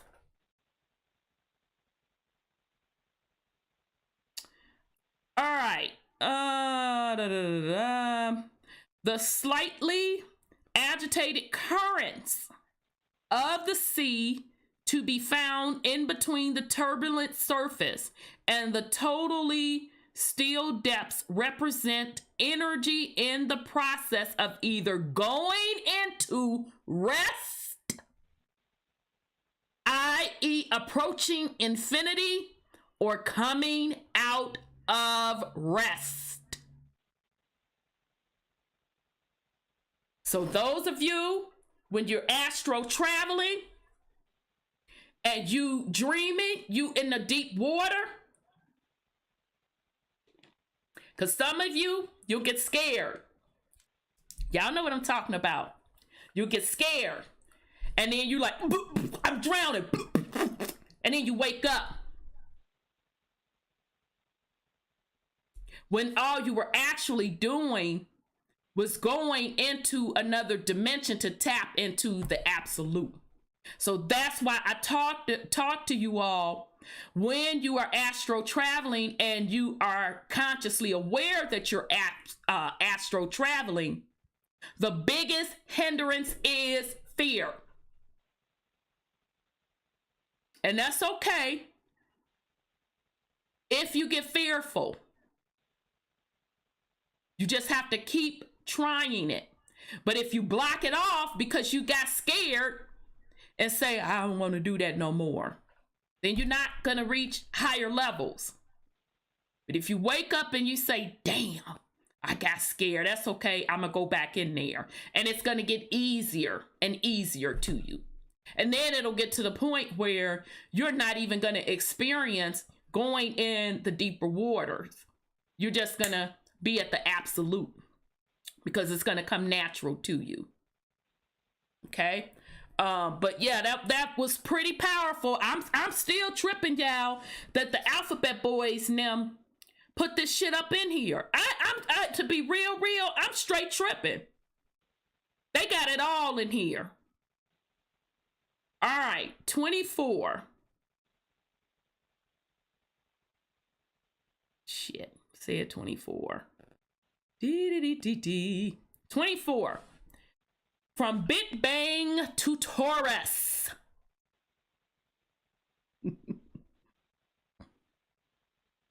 Peace and love, deep H2O. All right. Working from the widely accepted Big Bang theory, Bentoff presents a conceptual model to depict the process of time-space evolution, the relative position of the universal hologram. So once again, alphabet boys admitting we live in a universe hologram. They have consistently admitted this throughout this particular study. That hologram is often called a torus because it is thought to have the overall shape of an immense self-contained spiral. Basing his thesis on a recent studies concerning the distribution of quasar stellar objects, and operating on the premise that in the universe, smaller processes tend to be mirror images of larger ones, i.e., the pattern of electrons around the nucleus of an atom mirrors the way planets orbit their suns and so on. All right. So they threw that bullshit orbit shit in. That ain't how it works, but that's okay. Bentoff postulates the following scenario. Taking his cue from the observed capability of quasar to eject enormous concentrated beams of matter from their interiors in a controlled, non-concentric version of the Big Bang. He envisions a similar process occurring in the generation of the universe. All right, so we'll have to get to exhibit 4 in a second. Noting that those galaxies located to the north of our own galaxies are moving away faster than those located to the south. And those that those to the east and west are demonstrably more distant. Bentoff regards this as substantive evidence that the jet of matter which expands into our universe has turned back upon itself, eventually forming an ovoid or egg shape. So, remember I told y'all, go research this brother. He's on YouTube. Martin Kenny.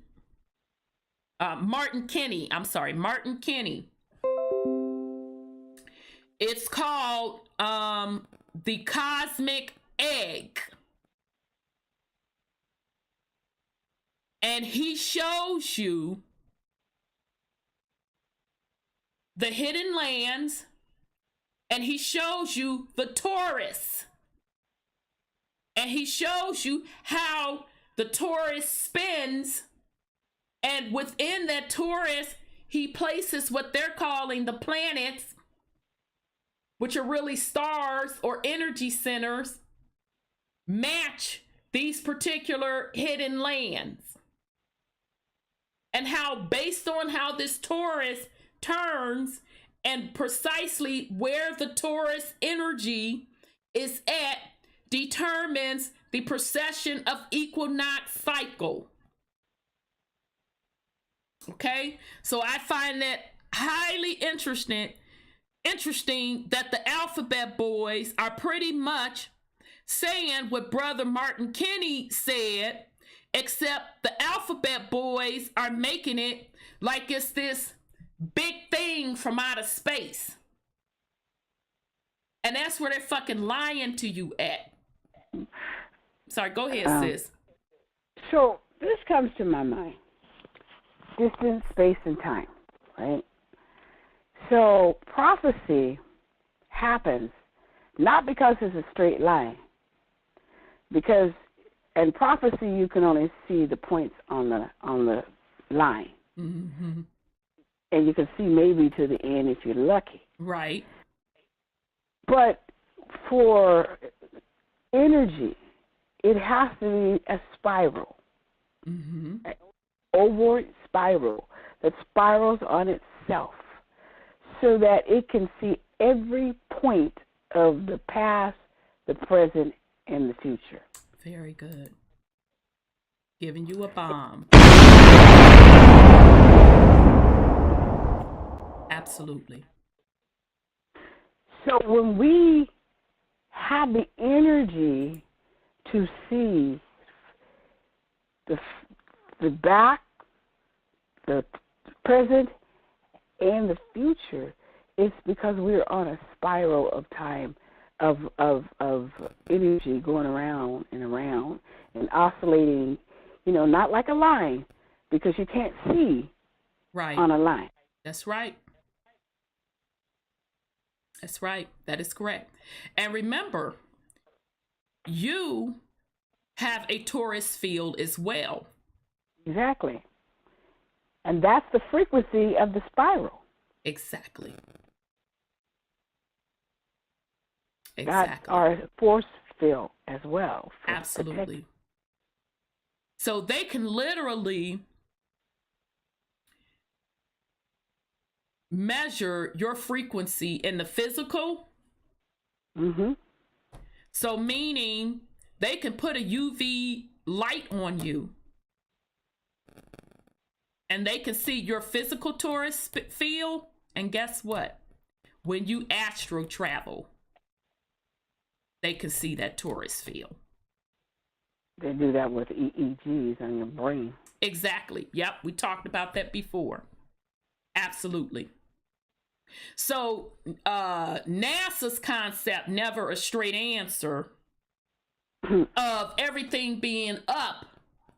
No. It's a cosmic egg. Uh-huh.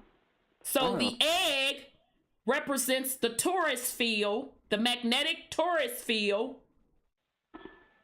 and that spin of that egg or that magnetic Taurus field creates the physical matter, which represents Mother Earth. Okay? But there's multiple cosmic eggs.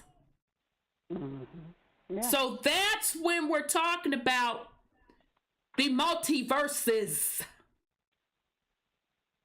You see? So it's like 12 dozen of eggs. We'll use that for an example. We'll use 12 dozen of eggs. And so the egg, the shell, just imagine that's a Taurus field. So instead of it being hard, it's like an invisible energy field. And then the yolk inside, the yolk is the land mass. And then the clear liquid is the water and ocean. But the spin of it is the shell that houses the yolk and the egg white. So the water and the solid earth, which are still essentially just different states of matter, right? Yeah, the body of matter, bodies of water. Right. Right. So there are multiple cosmic eggs. But you're able to spin because you have your own Taurus field. And so you're able to spin beyond the cosmic egg to tap into the absolute. So you could do it two ways. You can spin your particular Taurus field to the frequency of another egg. So that's when you're traveling to multiverses. Or within that cosmic egg, your own cosmic egg, Earth, you can astro travel within the particular egg. You can astro travel to other cosmic eggs. You can astro travel to the absolute. Because the absolute, the chaos, creates the cosmic eggs. Oh, it's like throwing it out with a big bang. Right. So the absolute collective consciousness creates multiple cosmic eggs. Now it is said that the divine feminine energy, a group of collective feminine energies, create these multiverses or cosmic eggs. All right. What you say, Deep H2O? You notice that sacred geometry is never taught in schools. It's sure not. Only man-made geometry. Absolutely. Because that's sacred geometry, and we talked about this last week. It's showing you the spin based on the frequency will create those sacred geometry shapes. Absolutely. Whenever you are dealing with straight lines and angles, you know that man has tampered with it. That's an excellent point, Deep H2O, because you know what they're doing when you're dealing with straight lines?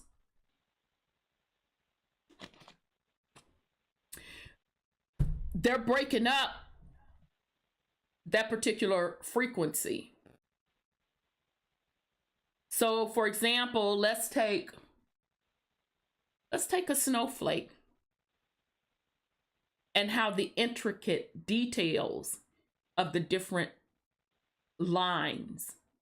That snowflake vibrates at a certain frequency to create that particular sacred geometry shape. So if you break one of those lines, you're destroying that particular sacred geometry shape. So absolutely. Very, very good point, Deep H2O. Okay, yes, we can expand into the multiverse. Absolutely. Absolutely. Had a Vedic say you become your own cosmic egg. Absolutely. Because you really are, if you think about it, you are your own cosmic egg. You absolutely are. Very good. Very good. Scotty Saturn says, straight line with cosmic eggs create binary. That's a great point also. Absolutely. Because that true for binary does represent the one or a straight line. So very good. Y'all bringing it tonight. Damn, y'all. Let me give y'all a bomb just for in general. Y'all been dropping a lot of great stuff in the chat tonight. All right.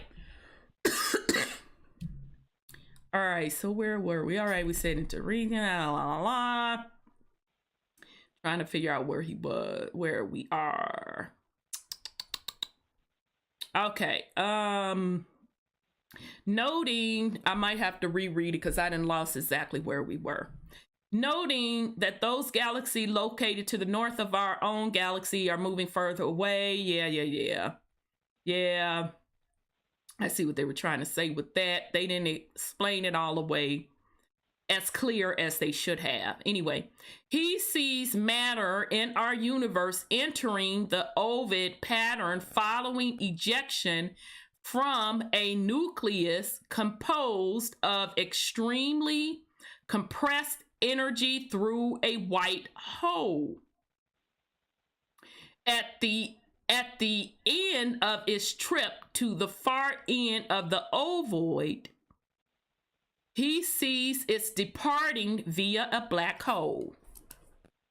Let me sip some water, y'all. We're going to go back over that. So the black hole would be the nucleus, yeah? Of the egg. The black hole, let me read this again because I want to make sure I got it. I think I know what they're saying, but I want to make sure. That's that dot. Black. He sees nucleus composed of extreme compressed energy through a white hole. At the end of its trip to the far end of the ovoid, he sees it departing via a black hole. So the black hole is the absolute. No, black dot. That's the absolute. Because remember, out of darkness comes what? Light. Exactly. What color absorbs all spectrums of light? Black. Exactly. So that white light is you are entering in to matter. In such a model, time is observed to be a measure of the change which occurs as energy evolves into new, more complex forms as it progresses along the distance from the white hole side of the nucleus around the shell of this cosmic egg until it enters the black hole. In other words, as energy expels from infinity and confined within limits by the consciousness of the absolute, achieves forms and motion following ejections from the white hole at the top of the egg. Time begins as a measure of the cadence of this evolutionary movement as reality goes around the shell of the egg on its journey to the black hole at the far end. All right. So I think they did a piss poor job explaining that. They did the best they could. But what they're really describing is two things. Coming into the physical realm, actually three things. Coming into the physical realm from the infinite, nothingness, the source. They're telling you the formula of how souls come in to one of the cosmic eggs. That's number one, what they're telling you. Number two, what they're telling you, they are describing reincarnation.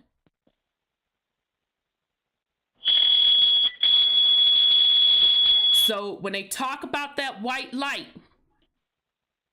many people that have had out-of-body experiences, quote, quote, near-death experiences, talk about that white light.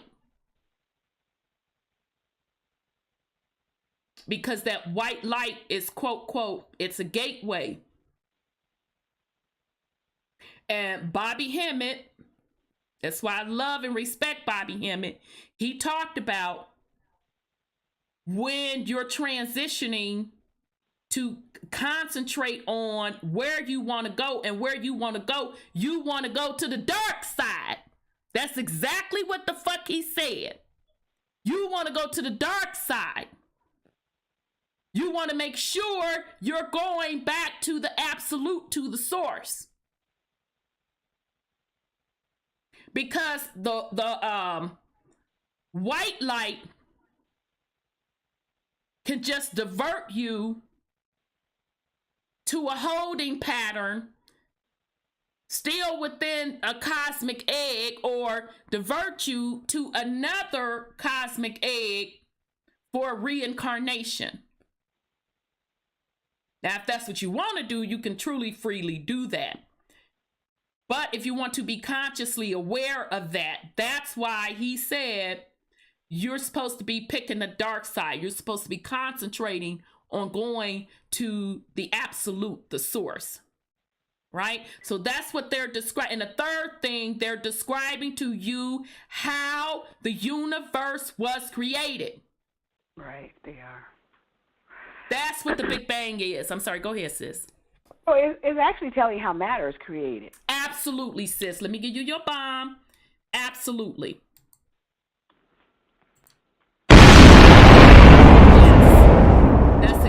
That's exactly what they're telling you. They're telling you how matter is created. So it's like the word, the black hole or the word spews out echoes, and echoes or echoes and echoes and echoes, and matter is created from that source. Exactly.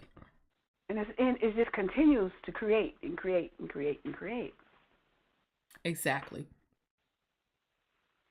But then there's a thing that we have to do.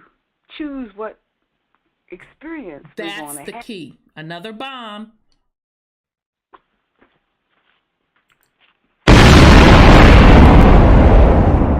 So if you don't mind, sis, can you say that again? We have the responsibility of choosing what existence we want to be. Absolutely. Absolutely. So when folks tell you they done with the fuck shit, that's what the fuck they mean. They don't want to repeat another cycle of 3D density and being ruled over to rise above. When folks tell you they done with it, that's what they mean. Because they have that choice. And no one has the right to tell them that they need to stick around to help somebody else accomplish a goddamn thing.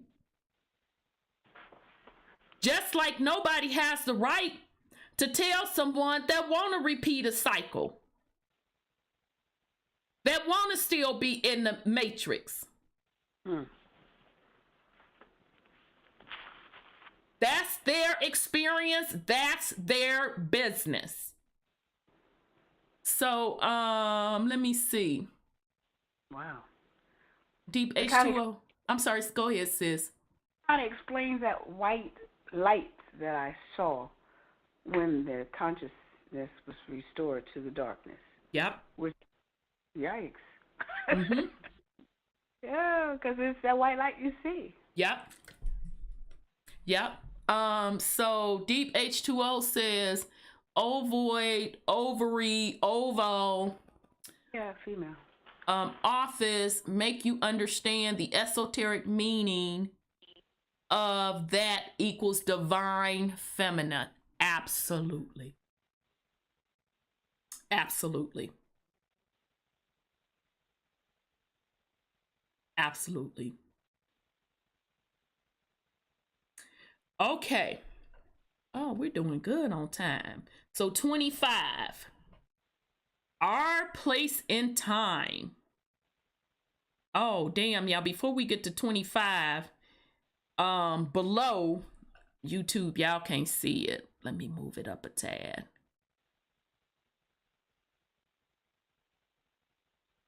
Okay. This is, they did excellent diagrams in this. Now, this is them family, how the alphabet boys and them, they was able to literally capture this stuff. So YouTube is catching up. Damn it, YouTube's so slow sometimes. So it's saying, it's showing you, this literally says figure A, photograph or of quasar emitting jet of matter. That's some deep shit, family. So this figure, they're showing you. Did we just say that too? Yeah. That's funny. Yeah. I read that paper. Yeah. None of us have taken this paper and read it ahead because we all want to be surprised together. And I've had people send me videos of other people covering this, and I refuse to watch them. Like, no, I want to do this myself. I want to go through it myself. Then I'll go back later and see what they, how they put something on it. So yeah, this is exactly what we just said. That is so funny. Yeah, so they're literally showing you the creation process. So from a soul entering into the physical state of matter, the soul coming into the cosmic egg per se, and then how cosmic eggs are created. All right, so that's that one. Okay, so this one, they're showing you how time and space and holograms, the black hole, all of this stuff intertwines. And even if you notice, the black hole is the nucleus, but that is also representing the absolute, and how the white hole, or the white energy, is created out of that to create the hologram. And even this particular flow is still a Taurus. Still a Taurus field of energy. So it says, point where flow of time, space turns towards the opposite pole of Ovid. So in other words, how the cosmic egg is being created. Okay? So basically what they're showing you is three different things. This is the Taurus. This is the spin. You see the spiral in the middle? You see that?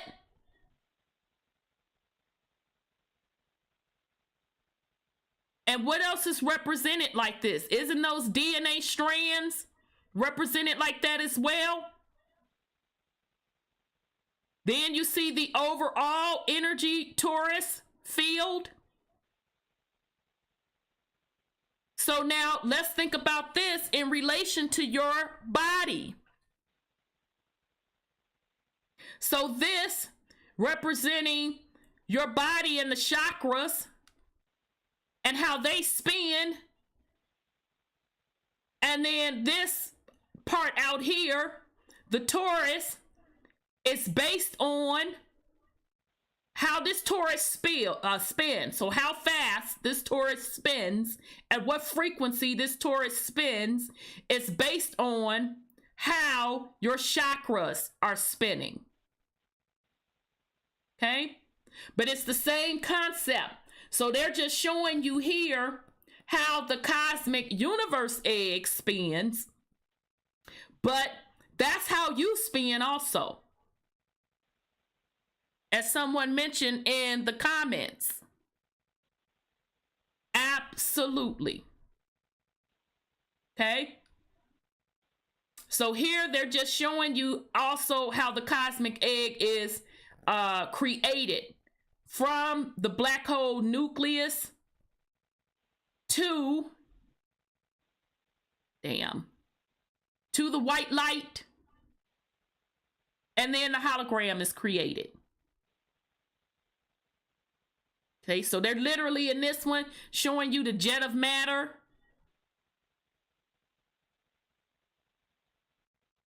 Okay, so they're showing you all of these things, family. They have measured it. They have recreated it. All right. So we're going to get to our place in time. I'm sorry, go ahead, sis. You know, it has multiple frequencies on that spiral. So that means that that young man asked that question last week, remember? He says, how come they seem to get it and yet they don't get it? Because they're oscillating their frequencies. Yep. Everything is about frequency. Everything is about frequency. It goes up and it goes down. It goes up and it goes down until you spin and you create the matter. Yep. And you have total control of it. Why do you think that the spiritual folks say that some of us have a veil? Agreed to this experience. You agree and you stay with the source. Exactly. That's what we're talking about. Because at that source level, your soul consciousness, at that absolute source level, you create the spin. Mm-hmm. You choose which cosmic egg you're going to transport into. You choose, as you're going through that process, that you are going to suppress or in a resting state, or what we call going to sleep, so you can experience this 3D density, not having all of the tools, the consciousness tools, to be the full creator. That's what we mean when we say you chose this. That is if you are a soul consciousness. That's it is if you have not either lost your ability to be able to go back to the source, or you were just created. Now this is the important part. Or if you were just created as a part of a program in that cosmic egg. So meaning you don't have access to the source. You can only play that particular role. So that's why those of you that are a part of the source, the absolute, you have to be wise. Use wisdom to know the difference. That's why some folk, it don't matter what you say or do, they not trying to hear what the fuck you talking about. It's foreign to them. It's always going to be foreign to them. That's because That's what they were created for.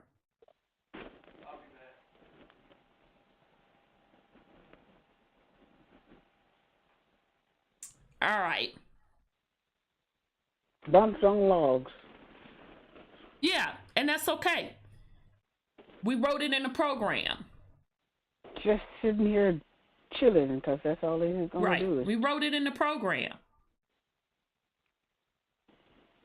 We wrote the Archons in the program.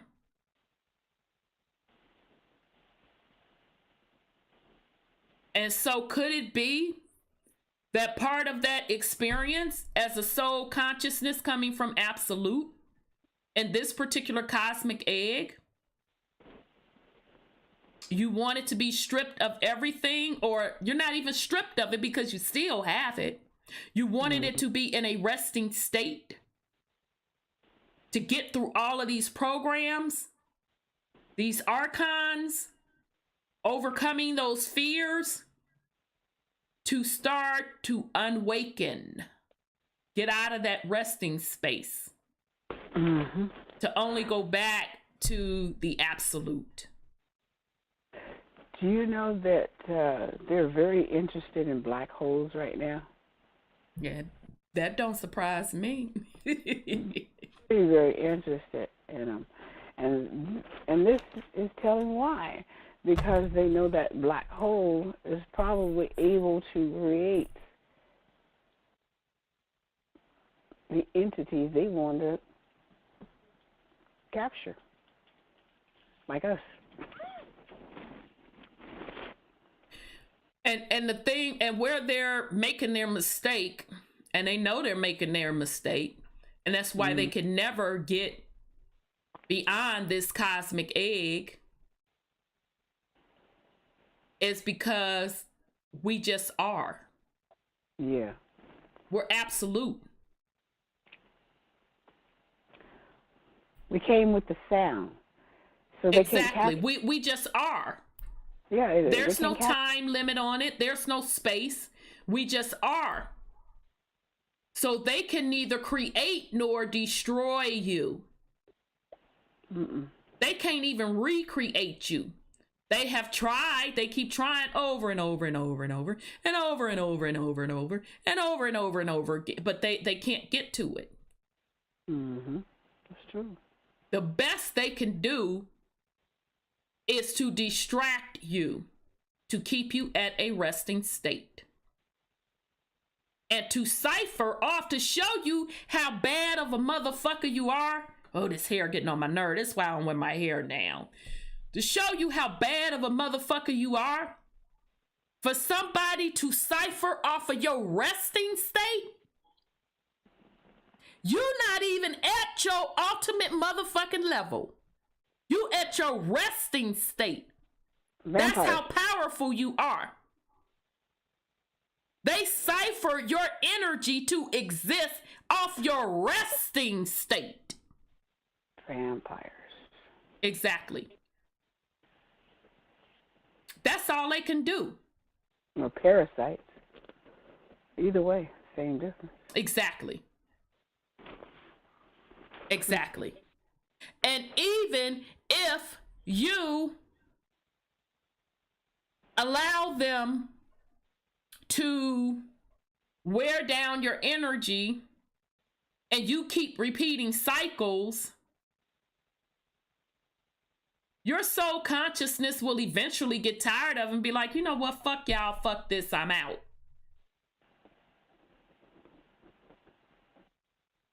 See, there is a time limit for them, not for you. Because you defy time and space.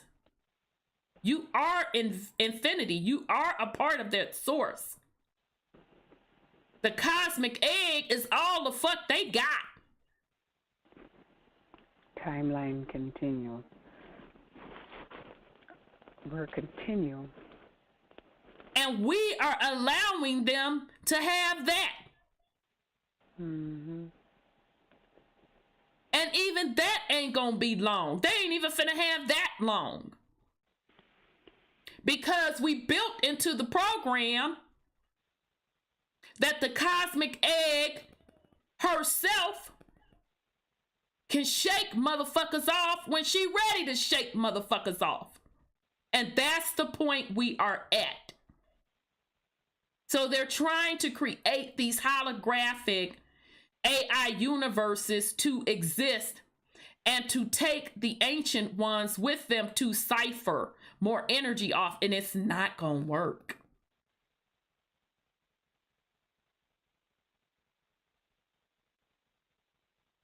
So even if, let's say, they do it and it's 1,000 years of peace and they go into another 26,000 year cycle,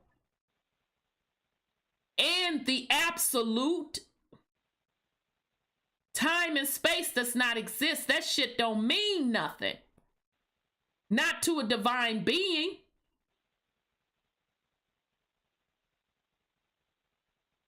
So that shit is like a thought. So as fast as you thought something, the fastest that fucked up cycle is really gonna be over with. So they're scrambling.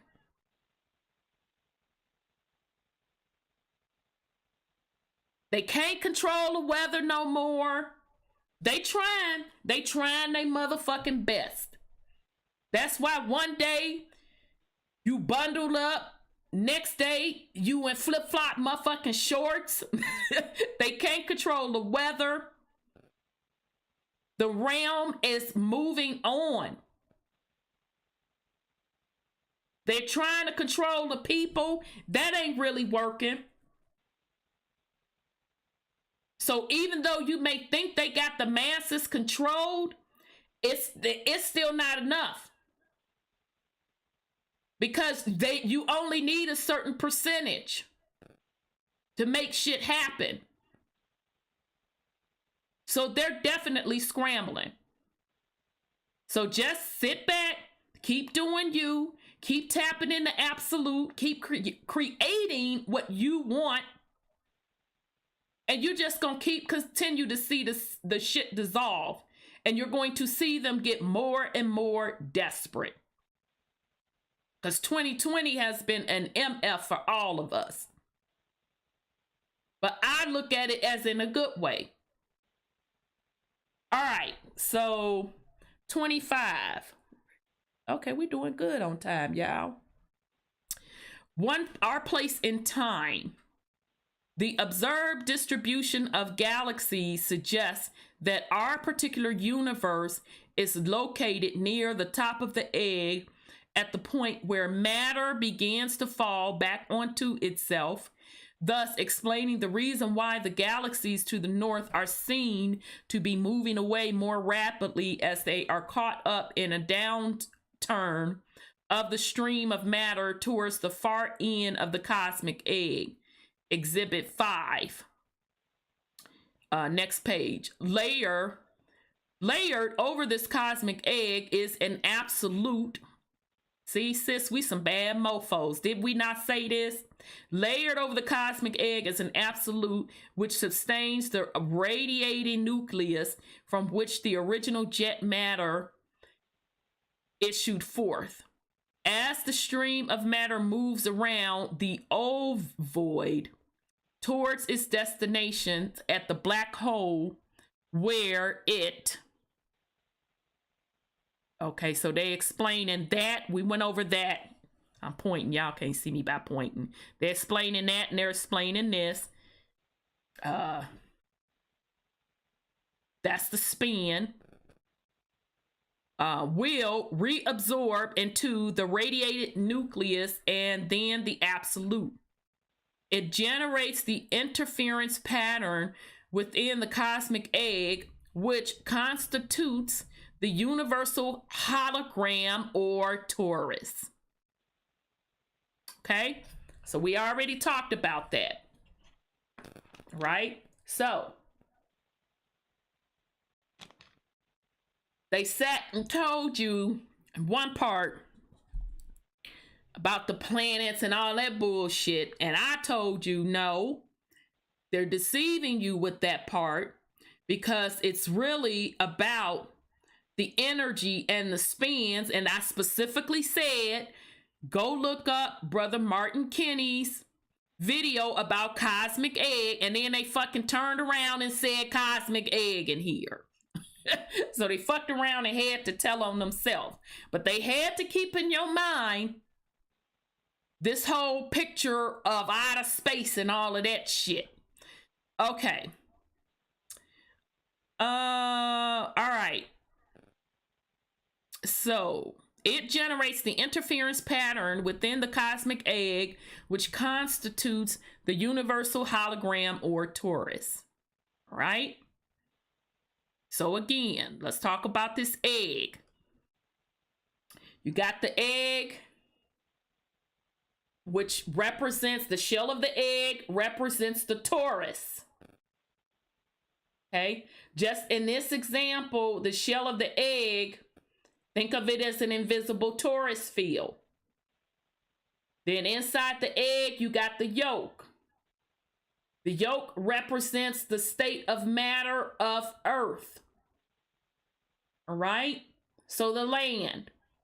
Then you also have a part of that land, the water, which represents the yolk. All right. And remember, there's multiple cosmic eggs. So that's where the multiverses come from. Now, some say the multiverse could be one carton of eggs is one universe. So meaning in that carton of eggs, you have 12 Earth-likes. Then another carton of eggs have 12 other universes or planets, and so on and so on and so forth. Okay? So meaning one big giant egg has the 12 individual eggs in there, and then another giant egg over here has the 12 individual eggs in there, and so on and so forth. But even with all of that, you have the absolute surrounding all of that where you can tap into, because you are an ancient soul consciousness, and you choose which one of these multiverses you want to experience. And so if you're in this particular multiverse with the 12 eggs, and I think it's 13, okay? Because they gave you this whole concept of 12, but the 13th was the hidden. All right? So let's just say 13 eggs. All right? So even while you in this particular universe with the 13 eggs, you can jump around to which cosmic egg you want to kick it in. Or you could come over to this particular set of 13 cosmic eggs. And hell, maybe that's even double. 13 plus 13 is what? What is that? Is that 26, y'all? 26. Maybe it's 26 eggs over here. You want to jump in and kick over there. You want to kick it over there. So as that soul consciousness, you have the ability, when you decide you want to experience another dimension or another dimension, another universe, you just sit back. All right, I think I'm going to reincarnate into the multiverse with the 26 eggs. I'll kick it in there and play around in there a couple of times. And you decide when you're in the absolute. Okay, I'll kick it and play around in there. Then I'll raise my level of consciousness. And if I want to, I'll tap back in to the source, the absolute. If I want to jump over to the 12 space, I'll jump over to the 12 space, etc., etc. And you just go throughout doing that. Or if you are one of the ancient ones with strong divine feminine energy, an old ancient one, you create those universes. You create the universes.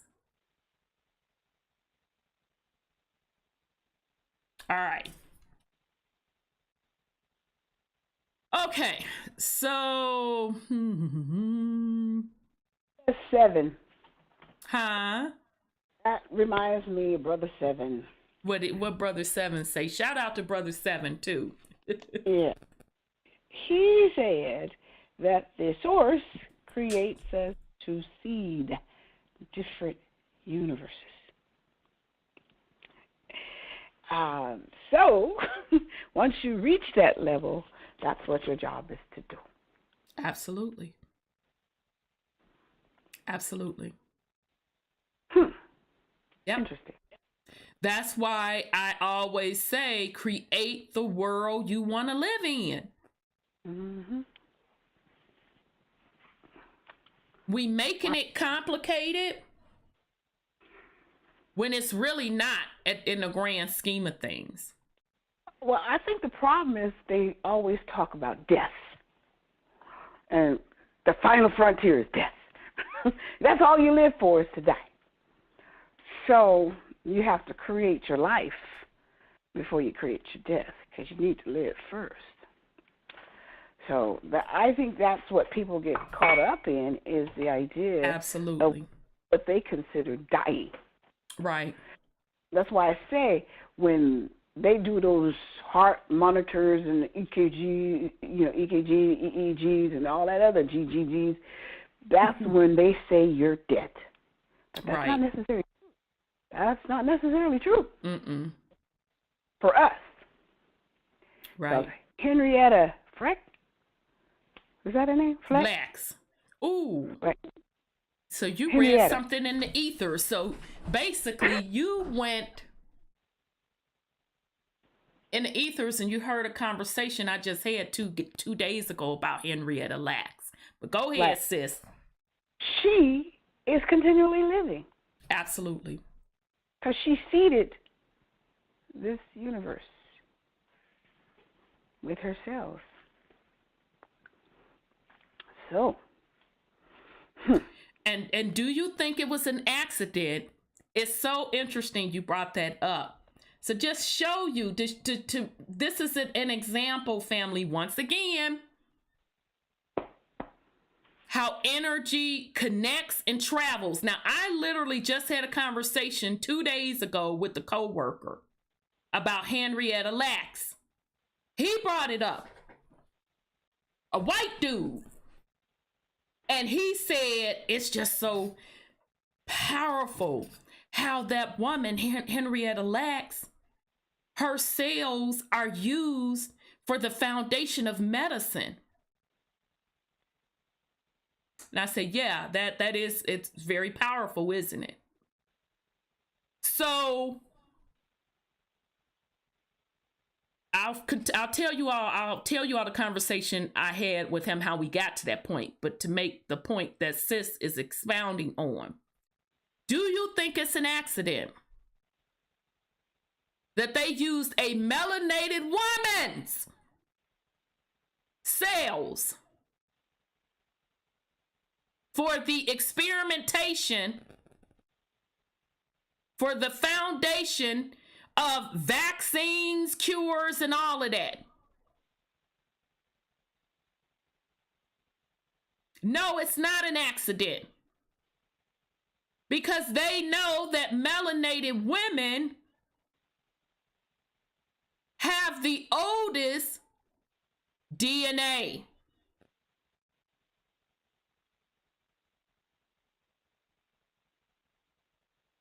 They already know who you are. They already know. So they had to use that melanated woman, aka black woman's cells as the foundation of all of their research, as the foundation of all of their vaccines, all of it. Now, how we got to that conversation with my coworker, we were talking about computer coding, and I was sharing with him that I forgot that a aunt of mine, she's really a cousin, my second cousin, she's older, but I view her as an aunt. Back up in the day, in the 80s, she was one of the first melanated women in that time who was coding. And I told him the program language she was coding in, and I said she was working from home. I said, and I was in high school, and I asked her what she was doing. She told me what the programming language was, and I was just blown away. And I totally, at that time, I wasn't into tech, this, that, and the third. I was in high school. I didn't give a shit. So he said, He said, well, you know, the woman from NASA, all the women in NASA that was on the space program were all black women that wrote out the computer code. They ran the computers, and I just kind of laughed. I said, yeah, I know that. And he said, yeah, wasn't one of the woman's last name, wasn't that Katherine Johnson? Aren't you a Johnson? And we just fell out laughing. I'm like, yeah, I am. So I just found that fascinating that he connected the power of melanated women. And then that's when he jumped to the Henrietta Lacks. Now, he brought this up. I was just in a conversation about computer programming language and how the Russians had it on lockdown during the Y2K stuff. He brought up all the other stuff. So I'm saying all that to say, they know who you are.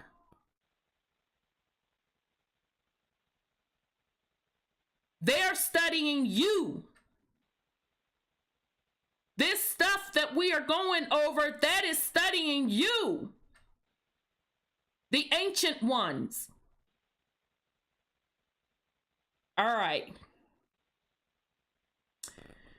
Okay, right. Oh, yeah, here we go. We finna get into it. All right, since the Taurus is being simultaneously generated by matter, child, it's a bad mofo. I just so love this particular paperwork. Woo, I love it. Since the Taurus is being simultaneously generated by matter in all the various phases of time, it reflects the development of the universe in the past, present, and future, as it would be seen from our particular perspectives in one phase of time. By reflecting on this model, it becomes possible to see how human consciousness brought to a sufficiently altered focus state could obtain information concerning the past, the present, and future, since they all exist in the universal hologram simultaneously. In the case of the future, because all of the consequences of the past and the present can be seen coming together in the hologram, such that the future can be predicted or seen with total accuracy. So remember when we were talking about that wave and we talked about that click out? And I told you at that click out that that's when you could go to the past, the present, and the future. I have consistently been saying that throughout this reading. So there you go. They are telling you. So when I talk about you not supposed to be on the chessboard, you're not supposed to be the king, the queen, the rook, the knight, the pawn, the bishop. Because you are supposed to be at a minimum, at the click out, looking at that shit above. So you're supposed to already know, all right, I saw the past, check, know where the fuck we are now. I see the future. Oh, okay, oh, cool. That's what you're supposed to be doing. You're not supposed to be in the muck and mire on the board. And so assigning yourself titles, giving yourself the queen, the king, the rook, the knight, the bishop, the pawn.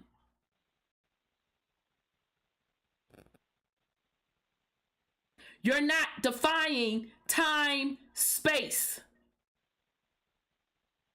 You can't see above because you're down below, just moving the pieces. And you're only guessing and using logic to try to win the game. But when you're at a higher vibrational level at the click out, you already know how that motherfucker gonna end.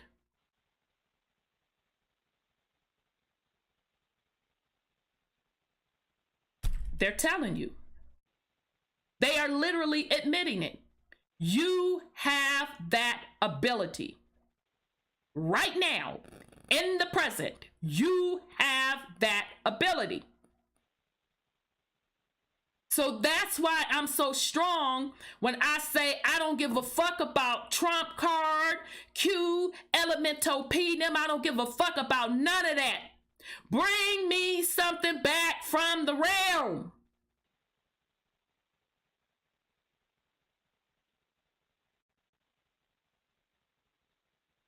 And I'm not saying that to be critical. I am saying that to you to let you know what wavelength I'm on. Okay. Absolutely, deep H2O. We should already know the reset move. Absolutely. I say this shit every week. I've been saying this shit for years. I literally fucking been saying it for years. Shit that I talked about years ago, now coming into fruition.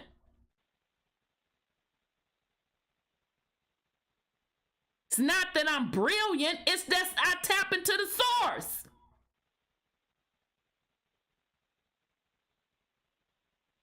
Okay. All right. Information concerning the past, present, and future. Yep. In the case of future, all become consequences of together in the hologram. Yep, you can see it with total accuracy. Moreover, it is possible to see how the implosion of energy patterns would cross and recross to create an incredibly complex four-dimensional hologram or torus. Okay, so they just told you what the fourth dimension is.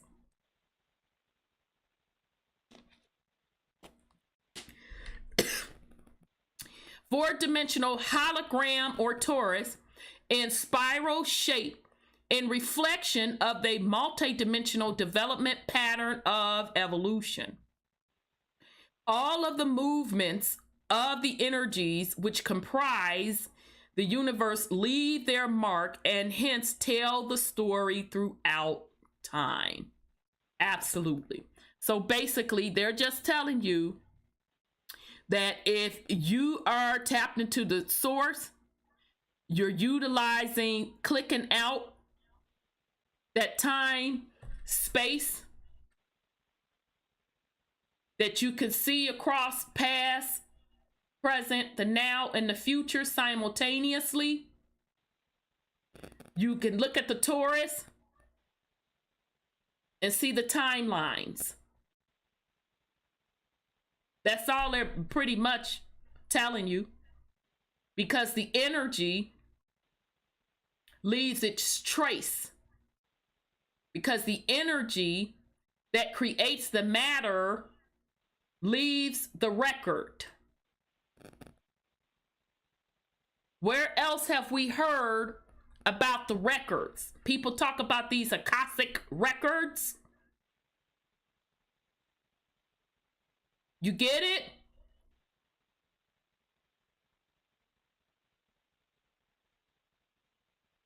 All right, 26. Sis, you still there? Yes, ma'am. Okay. I was just thinking about the paper I had to write when I was in seminary. Mm-hmm. He asked, how does prophecy work? Interesting. Sure did. That was a damn good professor. To have y'all go that deep, that was a damn good professor. Yeah, I had to write a paper on it. And this is what came to my mind. This topic you're talking about right there. Very interesting.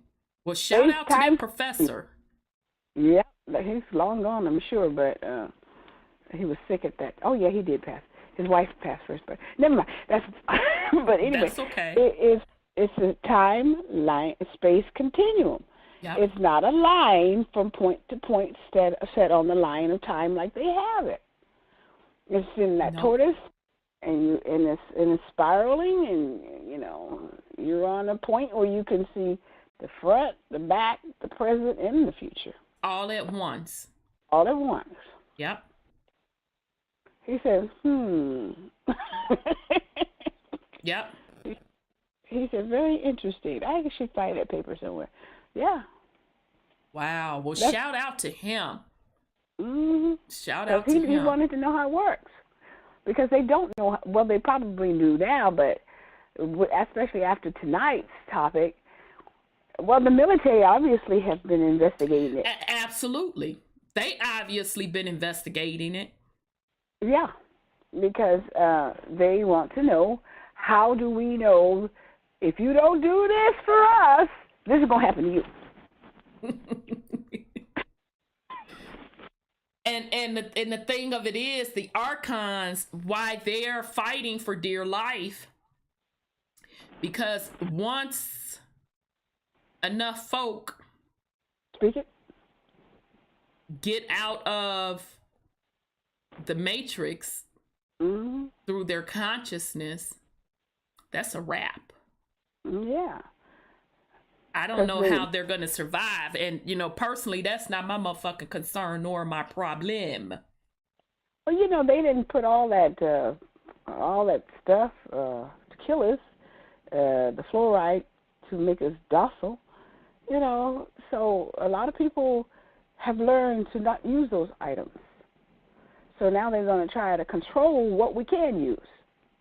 Right. And it's still not going to work. And interestingly enough, let me make clear, even though these programs were created, so meaning the Archons and meaning the ones that can't elevate beyond the cosmic egg, think of it really like the movie Matrix. Shit, they really told you in the movie.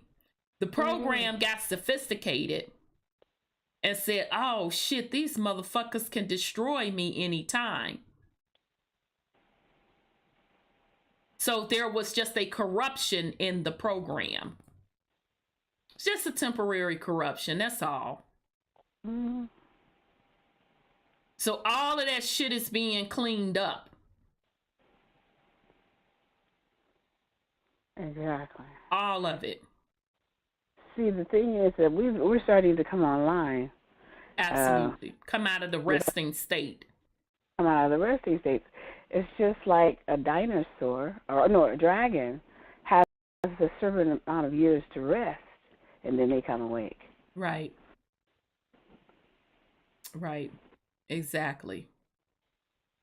All right. So the quality of consciousness. Oh, wait a minute. Did I read that? All of it? Shit up. We talked about this. Oh, yeah, we did. Okay, 26. Quality of consciousness. We noted earlier that the out-of-body state involves projection of a major portion of the energy pattern that represents human consciousness so that it may move either freely throughout the terrestrial sphere for purposes of information acquisition or into other dimensions outside of time-space, perhaps to interact with other forms of consciousness within the universe.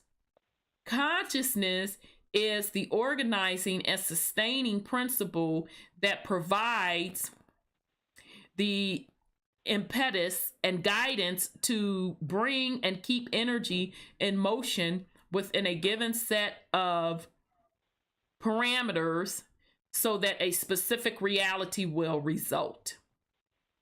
All right, so basically they telling you the same thing they specifically been telling you throughout this whole thing, is that your consciousness creates a hologram. Your consciousness creates a reality. Yeah, When I'm sorry, sis, were you saying something? Yeah, right where we are. Exactly. The drama with the voting, everything.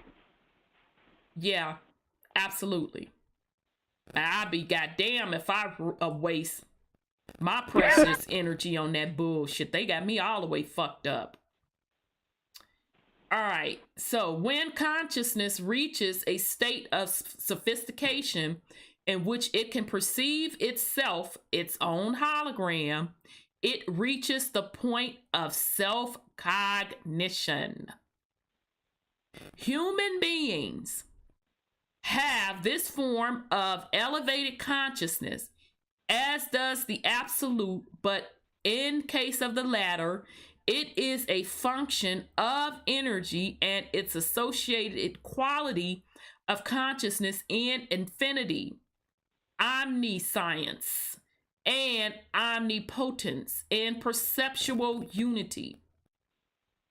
When energy returns to a state of total rest within the absolute, it returns to the continuum of consciousness in a pool of limitless, timeless perception that resides there. So we already talked about this. When we talked about the states of creation. So you come in from the absolute into physical matter, and then when you quote transition, you go back to that absolute. Okay, so that's all that they're telling you. But they are admitting powerfully, they're admitting that you have that ability, like we've been saying all along, just like the Wizard of Oz. Why the Wizard of Oz was always about the levels of consciousness and spirituality. And shout out to Brother Panic. He was the first one that I heard relate the Wizard of Oz to the levels of consciousness and the chakra system. So Dorothy was going on her journey through Oz, through the matrix of Oz, in different level states of consciousness. And she had to overcome the fears along her journey to get to that high level of consciousness. And even there, what did she have? She had the lion that needed courage. So the lion had to learn to get over fear. And then the Scarecrow needed heart. No, the Tin Man needed a heart. My bad. The Tin Man needed a heart. The heart chakra. And then the Scarecrow needed a brain. So the pineal gland. And the Abdubla oblongata. Okay? So when she went through all of that fighting and shit, fighting the Archons, remember we just talked about this. She was fighting the Archons. Where she was really doing was just training and balancing out and getting her chakras stronger. When she got to the point where she was at her third eye, pineal gland, that's when the good witch showed up and told her what? You had this power all along. And all she had to do at that point was do what? Think of home. And she was there. So just that simple story that, by the way, that has been, woo, it's been remade so many times. You can catch on AMC every year. They play the very original one from the 30s to the Judy Garland one. And then they play the melanated version, The Wiz. Okay? So that's why that particular story is so popular. Because it is really talking to your soul consciousness about this journey that you chose. This physical matter journey to go on that spectrum of going back to higher consciousness and ultimately tapping back in and returning to source. So where we are on the journey, we're at the crown chakra consciousness level, returning to source. That's what this big shift is about. How many are going to return to source, the absolute, the nothingness, to rest a little, pick your next journey, and do you, or perhaps create. So that's what the Archon or the programs are scrambling. Trying to keep as many of those soul consciousness in the matrix. So they can just move from Windows 10 to some AI program. That's really what the fuck this is all about.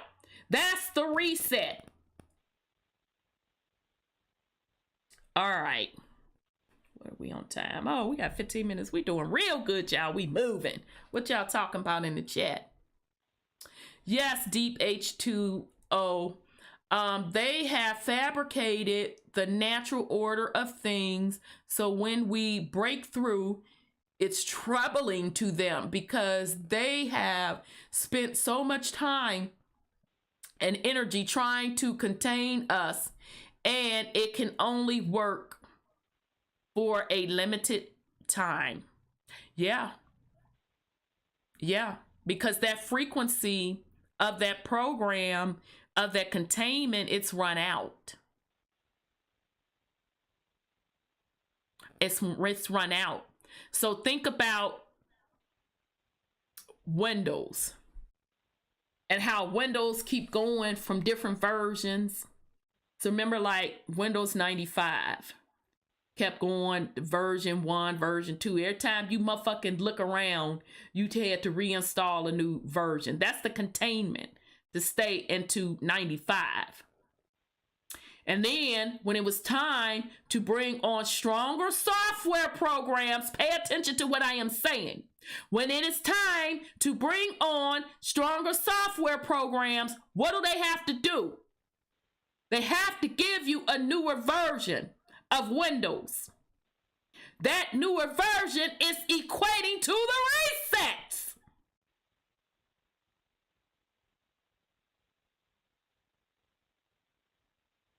So now we're on Windows 10, 10, 1, 0, binary code, 1, 0. They didn't name that bitch Windows 10 for nothing. And y'all can attest, every day you turn around, seem like every fucking couple of weeks them bitches coming out with, oh, you need to upgrade. Like, motherfucker. So they're updating the containment. Because the realm, the cosmic egg, spinning faster and faster and faster and faster. So in the meantime, they're trying to stand up within that cosmic egg, this whole AI virtual reality, which is going to require them to do what? Create new programs. And within those new programs, when they create those new programs, they're going to need what? A newer version of Windows. And not only this time, they need a newer version of Windows, they need a whole new infrastructure. So hence 5G, 6G, 7G. So if you just simply look at computer software, they're telling you what is really going on in the spiritual realm. They can't create those computer programs fast enough to keep up with you. Because guess what? Those computer programs are based off of you. We're going through it now. The alphabet boys are telling you now. This shit is all based off of you. So it was a case of the program trying to outsmart the master. And it'll never work. Because the master, I can pull a plug on this bitch. And that's it. That's what Thanos said. I ain't got time to be fucking around. Snap. Just simply pull a plug on that bitch. So that shuts that whole program down. But you, as a soul consciousness divine being, you're connected to the absolute. You'll just chill and rest, or just go to another universe or create another one, depending on how old and ancient you are. Okay. All right.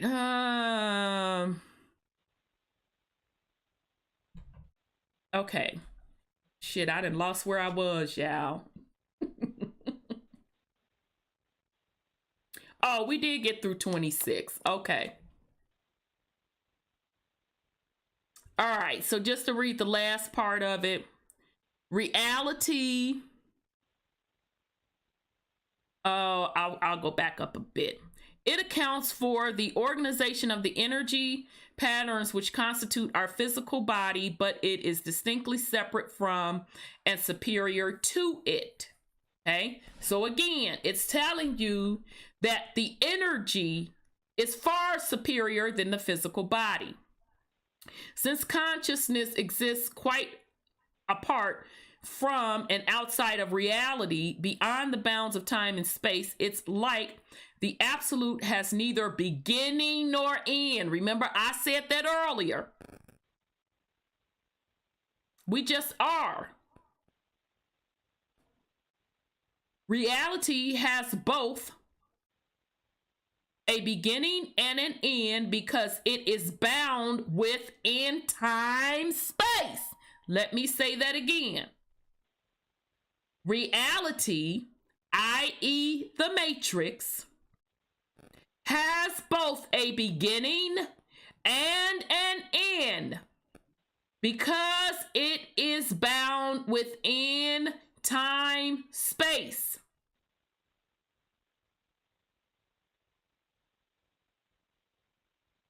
Okay? So this is your whole prophecy thing right here. This your whole prophecy thing. So in other words, you know how it begins. You know how that motherfucker gonna end. You know how? Because you do the click out.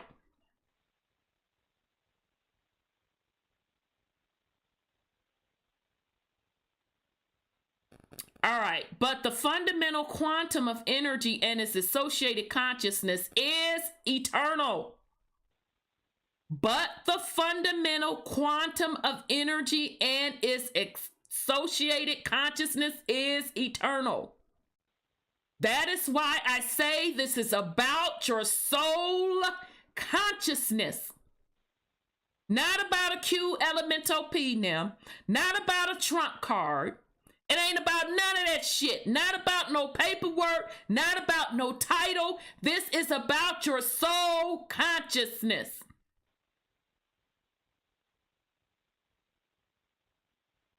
This shift is a big one. We're at the end of a complete cycle. All right. When reality ends, it constitutes energy, simply returns to infinity in the absolute. Exactly what I said. You go back to the absolute, you chill for a while, pick where you want to go next. All right, so we left off at 27. Let me write this down. Consciousness in perspective. Damn, y'all, alphabet boys, I ain't gonna lie. Y'all laid this one out. Y'all laid this mofo out. I'm not even finna sit up here and lie to you. Kudos, I'm impressed. No lies were detected. None. You tried to slip up that motherfucking Mars shit and the rest of them planets on us, but then you turned around and told the truth about the cosmic egg. So kudos, alphabet boys. Kudos. All right, sis. Since Divinity gives alphabet boys, goddammit, let me give you a hand clap. Cause y'all laid this mofo out. I'ma give credit where credit is due. Y'all laid it out. Now my hand clap don't want to work. Damn.